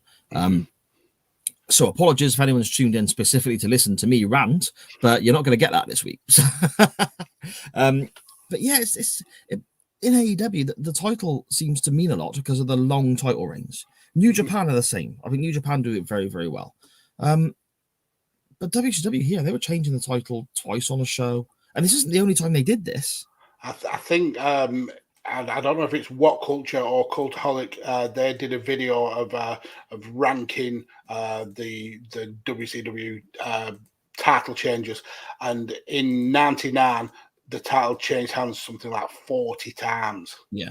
Which is shocking. Absolutely shocking. Like you said, it belittles the point of being a champion. And for a lot of fans, that big gold belt was the title that said that you were the very best in wrestling. Yeah, that was the belt. Yeah, and in this period, it felt like it was trash. It felt like it was exactly what a wrestling belt is, a tool for a storyline. It didn't have any kind of prestige to it whatsoever. Yeah, exactly. Such a shame. Such a shame. And again, you look at the talent in that company. Even in 99, so many of the bigger names are checked out, I guess. And so many more are going to be leaving soon. I mean, you look at the Radicals, they leave not long after this, 2000, I think they depart, don't they? But they still got so much talent there. I mean, they could have turned the ship around, couldn't they? The Stans were still there. Booker T was in his the early stage of his push into being a single star. I think he was the TV champion at this time. So yeah, they also did have Brian Knobbs as a singles competitor. So it's not always fun. But Randy Savage was back. So they did have the talent, they did have the name value. It's just the booking absolutely let them down. Yeah, they killed Goldberg by this stage. DDP was hugely popular as a babyface. And they turned him heel. And they killed him. They turned Sting heel at one stage. They turned Goldberg heel at one stage. They took Goldberg's music away. And I'm a big Megadeth fan, but they took Goldberg's music away and come to the ring to Megadeth at one stage. 3/4 of Goldberg's acts is fucking entrance. You know, it's like... and you see that in this show where he's essentially stood in the middle of the pyro, breathes it in. That's a cool visual. That when he blows it out via his nostrils, looking like a dragon. But let's kind of describe how we get to this main event. So essentially, after we have to. We do, unfortunately. So after this match, Sting is the new champion. We cut to a split screen of Charles Robinson on the phone to Ric Flair, who's still in the loony bin. And he's saying, right, Charles, you now have to book Sting versus Goldberg for Slamboree. So Charles goes ahead and books that. So Kevin Nash comes to the ring, and as loving more hating for his wrestling and for his booking, he is a cool looking son of a bitch. And that Wolfpack, the NWO Wolfpack music is just that is so cool. He's so cool. He may be the coolest looking person who's ever wrestled. Not Skinner, no. Definitely not Skinner. So anyway, Nash comes to the ring and he says, "Oh, it seems to me that my everybody's forgot that I've got a title shot at Slamboree, a guaranteed title shot. But seeing as people are booking title matches for Slamboree, I'm essentially invoking my right to a match. And I'm challenging DDP, I'm challenging Goldberg, and I'm challenging you, Sting, new champion, to a fatal four-way. One pin to the finish, and whoever wins leaves Fargo as champion." So Sting answers, and he says, as champion, I'm back, and I'm back in black, and I want a piece of you, Kevin Nash. So woo, let's do it. Which leads to the match that we've got. Yeah, so I mean, I did watch this, Maxime. I'm a little confused now hearing it all back. Nash challenged them to the fatal four-way in the same night, as in tonight. Let's do it tonight. So so we have the Sting match. Sting wins the title. Then Nash is pissed off that he's now been usurped from that Slamboree match because Charles Robinson and Ric Flair have booked Sting to defend against Goldberg. So he's come out and said, "I was meant to get a title match at Slamboree. I now want my title match tonight, and I want a fatal four-way because of everyone who's involved in the story. Let's essentially put this to bed. Winner takes all." And that's where we end that, and we go into the main event essentially. Yeah, that's how I understood it. So you got to ask the question there: why would Nash do that if he's got a title match with a single champion? Why would he then turn around and add other people to the match and say, "Let's make it a four-way" and restrict his chances? It makes no sense. Okay, and I totally agree with you, but there is a little bit of reasoning behind it, and that's why I went to kind of watch the main event from the week previous. It's because of DDP kind of attacking Goldberg in his match. Kevin Nash comes out to make the save, and then DDP attacks Kevin Nash. So this was kind of in the middle of Kevin Nash's kind of cool face period of WCW. So he essentially wants to get everybody in the ring who's wronged him, and the champion of Sting, and take the title off him and lay the smack on a few people at the same time. Sometimes baby faces are stupid, aren't they? All the time. Like Sting is the most trusting, stupid man on planet. He is. The amount of times Ric Flair has screwed him over. Lex Luger. And Lex Luger, yeah. Lex Luger's his best mate, and then he's his biggest enemy, then his best mate, and his biggest... Wake up, Sting! I mean, we might get that with Darby Allin soon. Yes. Yeah, very true. The four-way between Nash, Goldberg, Page, and Sting is, I suppose, kind of similar to the match we saw earlier. Very, very simple. It's kind of scruffy. I've got a note here basically saying lots of punches and kicks and lots of Nash just staggering about. Yeah, it was essentially people almost fighting on an arse rink because the amount of times that they fell over or that they were knocked down. Yeah, I mean, with the people in this ring, Goldberg, not the best of wrestlers in terms of kind of a technical.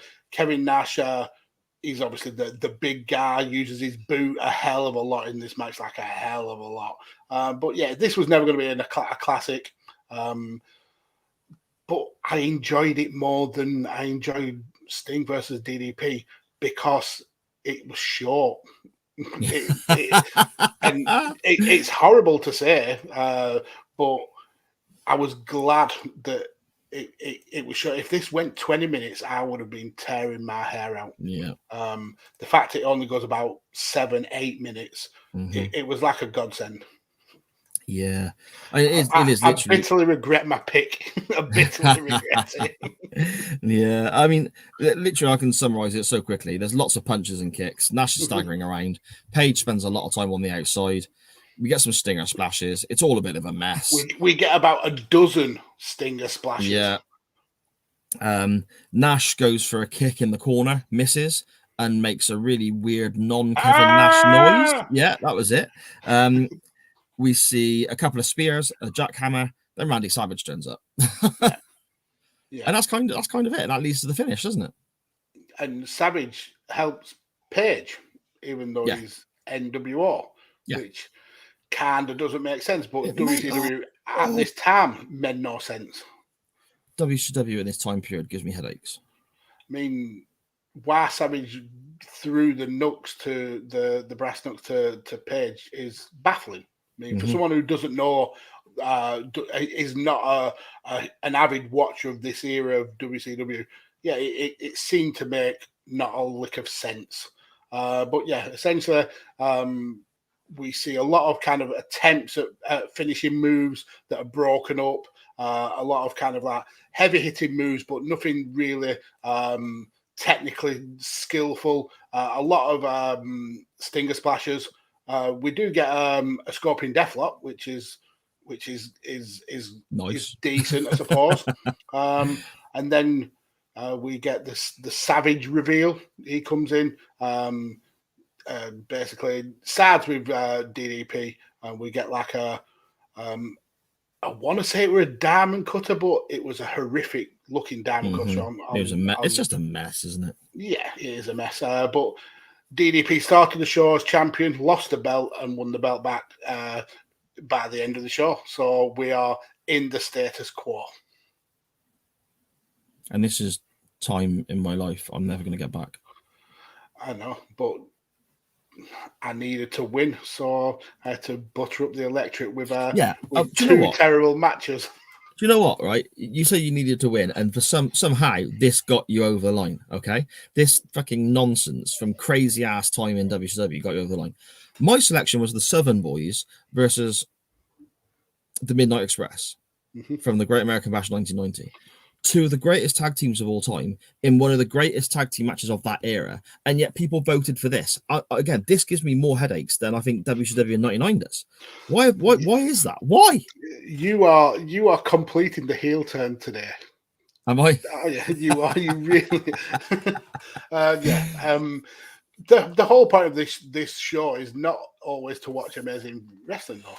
The whole point is to poke fun at some of the idiocies of wrestling. And in this match, in these two matches, there was a lot to poke fun at. The only problem is it wasn't entertaining. The stuff with Ric Flair and Charles Robinson was more entertaining than the matches. And that was cringy at best. So, yeah, WCW was definitely on a downturn. Oh. I will say, if you want to see why and roughly when and how WCW went wrong, obviously they went out of business March 2001, so we've still got a year and a bit or 2 years potentially until they're done. But from this moment onwards, it's just garbage. So I would advise looking at this episode of Nitro, skip the majority of the wrestling. You can watch the backstage moments, the stuff with Flair, and you'll see where we're going as a company and why they lose something stupid like 90 million in 2 years or something crazy like that. And they go from big arenas down to, not being able to sell out a 2,000 seater hall and all that. It just is such a 12-month space. Just go and check out this. You can take you half an hour to scan through all the nonsense and you'll just go, oh, okay, I get it. Mm-hmm.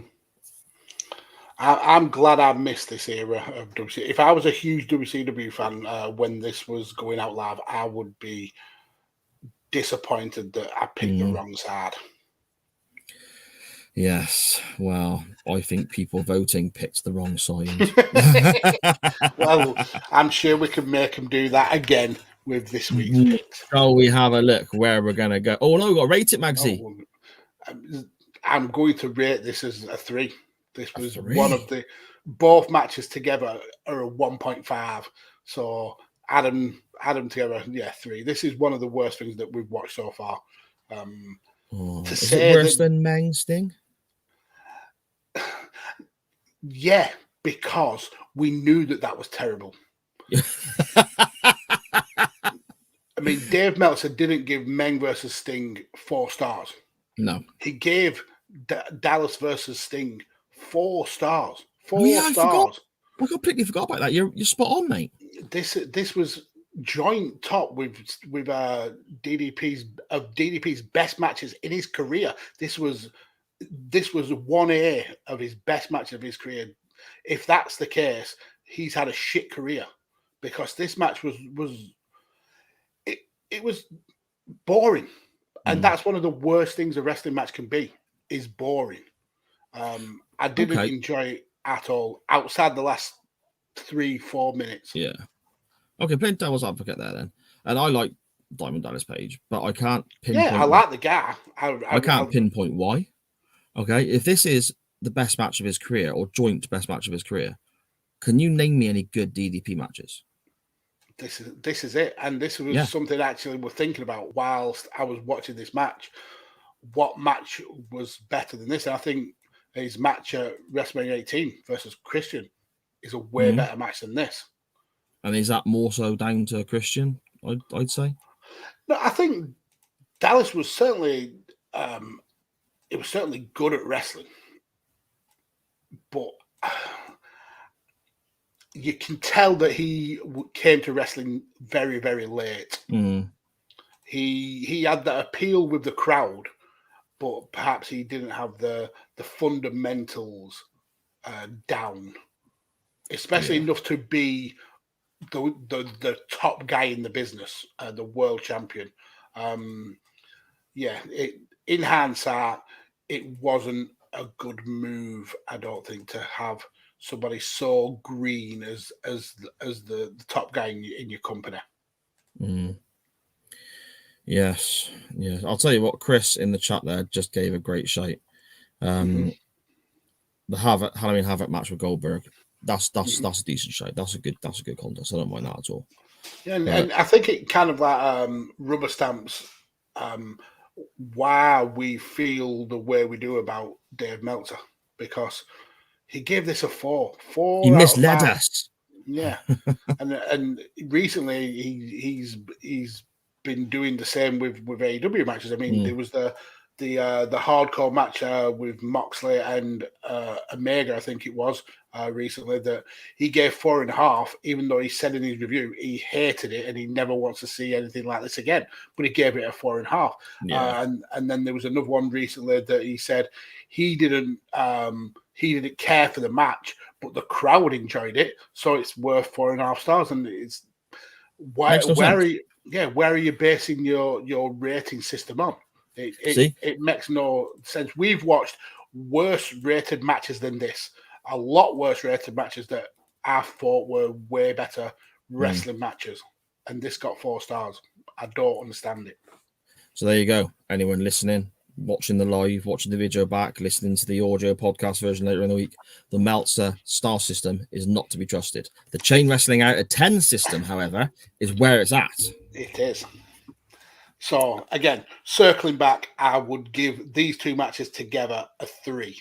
I think it's among the worst things that we've watched in the nearly 50 episodes that we've been doing this show.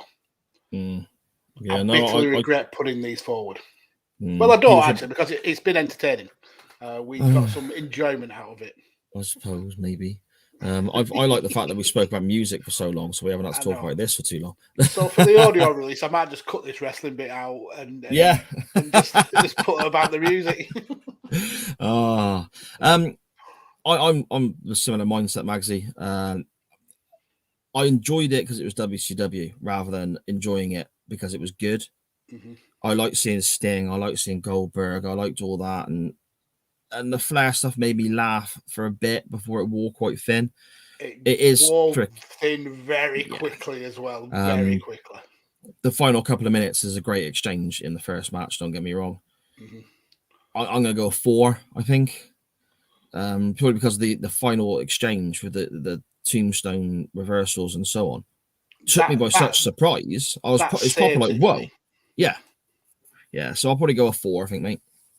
Yeah, I like you, man. So you're way more positive for this than me, but I suppose that's because you were a huge WCW fan at the time. I'm not sure about it at the time. I don't remember being this bad. Where do you want to go next week, Mags? Okay, so this was all in the build-up to Slamboree, which was St. Louis, Missouri, 9th of May. So a couple of weeks on from this show. But I don't want to stick with WCW. I think we've seen enough of them over the last couple of weeks. So I actually thought, what was going on the other side? So Slamboree was right in between 2 WWE pay-per-views.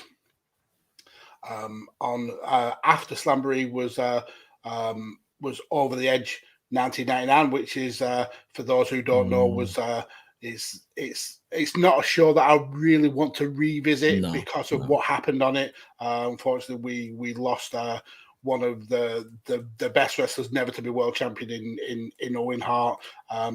So I don't really think I want to go there because that will always kind of sully the memory. Even if the matches were absolutely outstanding, it's always going to be overshadowed by the loss of a great like Owen Hart. But what we got the week after Slamboree was a WWF No Mercy. But it was a special No Mercy because it was actually from the UK.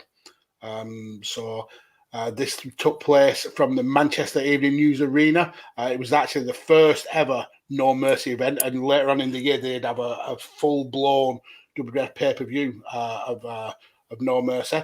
And we got 8 matches on the card. I'm tempted to go with the opener because it was Tiger Ali Singh defeating Gilbert. You're not going to go with all 8, no? Bending the rules again. We could, but I'm going to go for the main event. The main event is an anything goes triple threat match for the WWF title, and you've got champion coming into the match, Stone Cold Steve Austin, taking on Triple H, who is partnered with China, and The Undertaker, who has Paul Bearer by his side. So that's the match that I want to go for. No Mercy, 1999 UK, and it's Stone Cold Steve Austin versus Triple H versus The Undertaker in an anything goes triple threat match. Bloody hell. That's putting out the big guns magazine. Names like that: Austin, Triple H, Taker, triple threat. Why? Okay. I got the taste for wins, and I want to keep going. See, this is going to be very interesting. This is really interesting because you've got a great option there with some brilliant names and so on. I'm going to go with the other side with WCW. I'm going to stay with WCW, but with some Lord. No. This is good WCW. This is good WCW. I'm going to go with some of the biggest names to ever be in WCW. I'm going to use the Fatal 4-Way at the end of the show. One of the competitors there as my link. And I basically, after watching this awfulness that was WCW in 99, I want to go to one of the greatest moments WCW ever had. And the noise and the crowd and the feeling and what made you happy to be a WCW fan at this time. And I want to go using Goldberg as the link. I want to go to the July 6th, 1998 episode of Nitro, where it was the Georgia Dome. 44,000 people for an episode of Nitro. 44,000 people. Just put that into context. In Bill Goldberg's hometown. For a weekly televised show. That's ridiculous numbers. Well, for Goldberg's home state, I believe, isn't it? Yeah. And it's Bill Goldberg, who is the United States champion. He first has to defend his United States title to get an opportunity. When he does that successfully, he faces the leader of the NWO and WCW World Champion, Hollywood Hulk Hogan, in the main event. And we have heel Hogan in his prime, wrestling the hottest babyface WCW. And I think at the time, mid-98, probably one of the 2 hottest babyfaces in the world in Bill Goldberg. You know, I think you could, flip a coin between him and Austin. I mean, they look exactly the same as well. Mm. Well, one looks like a roided up version of the other. Yeah. So, I mean, don't get me wrong. It's Goldberg versus Hogan. It's not going to be a, Tokyo Dome 5-star classic or anything like that. However, it is a fantastic watch because the crowd, the atmosphere, the story going in, just everything about it. And this is when WCW peaked for me. Everything they did previously built to this night, this moment. And there's the old story of them essentially giving away a pay-per-view level match on free TV. I mean, this was, at the time, this was probably the biggest match that WCW could have booked, especially in terms of singles matches. And this could have easily headlined whichever pay-per-view they wanted to put it on. But they gave this away on free TV. Yeah, it's outstandingly crazy booking, but it's amazing at the same time. So even when they were brilliant, they were batshit crazy. Correct. But honestly, I can't. If you've never seen this match, I can't stress enough how fantastic a moment this is. The crowning of Goldberg, the streak is still alive, and don't think of Goldberg now as the wobbly old man who brings his son out all the time and beats your favorites in 30 seconds and you hate him. This Goldberg was the man. This was the 3 minutes and I'm out of here. But I'll destroy 5 people in a single show. A killing machine. He was. It was indeed. So your options for next week that will be up on the Twitter poll after the audio podcast version of the show comes out on Wednesday. Your options are No Mercy 99 from the UK, a triple threat anything goes match for the WWF World Championship, Stone Cold Steve Austin versus Triple H versus The Undertaker, or we have Bill Goldberg, the United States Champion, challenging Hollywood Hulk Hogan, the WCW World Champion, from an episode of Nitro on July the 6th, 1998. Two brilliant 90s choices. That's peak Attitude Era wrestling, isn't it? And 5 of the biggest names that we've ever had in the wrestling business. We've got WCW doing brilliant, WWF doing brilliant. Those names, like you said, Magsy. Oh, this is a poll and a half. This is. I secretly hope this goes 50-50, so we have to watch them both. Oh, that's a shite. Okay. Magsy, do you want to let everyone know whereabouts they can find you online on the Twitter land and everywhere else? Yeah, firstly, I want to give a massive thanks to everybody who got involved with the non-wrestling topic. It was one of the best ones that we've done. We really, really enjoyed it. And everybody who's been in the chat, new and old, we absolutely love the fact that you are getting involved. This show is about you. This is your show. You dictate where we go on the topics that we talk about. So we appreciate you immensely. In terms of more content from me, you can follow me down here on the Twitters at PodfatherMags. I'm heavily involved in all things Radio Tekkers. Recently, we've been covering MMA with the football international break. We've got some pre-recorded stuff coming out. We did an interesting chat about introducing Americans to the Premier League. But you can also find me on Chairshot and Visionaries Global Media. I'm pretty much all over your airwaves, so definitely come and check out some more of my content. Yes, definitely do so. And on that note, check out Radio Tekkers. Make sure you're giving it a like, a follow, press the little bell button, all that good stuff, a subscription, subscribe, everything that you have to do on that to make sure you're getting the notifications for when all the guys go live or their shows drop or anything along those lines. You can follow me at SJP Words on Twitter. You can follow the show at @chain_wrestling on Twitter, Instagram, and Facebook. The poll is always going to be on Twitter, but you can follow us elsewhere as well. And I try and put a link up to take you to the Twitter. So if you've got a Twitter, you'll still, you can click there and go and whatnot. Coming next week, we have obviously the winner of this poll, whatever the non-wrestling topic may be. But Mags and I may have a little news for you about a special Halloween show. Anyway, Magsy, Magsy, it's been an absolute pleasure and a joy again. I look forward to it next week, my friend. Follow the show at @Chen_Wrestling. I'm off now to listen to Stargazer by Rainbow because it's freaking awesome. Yeah. Wow, brilliant. I'm going to check that album out as well. So thank you all again for listening, and we'll see you next week.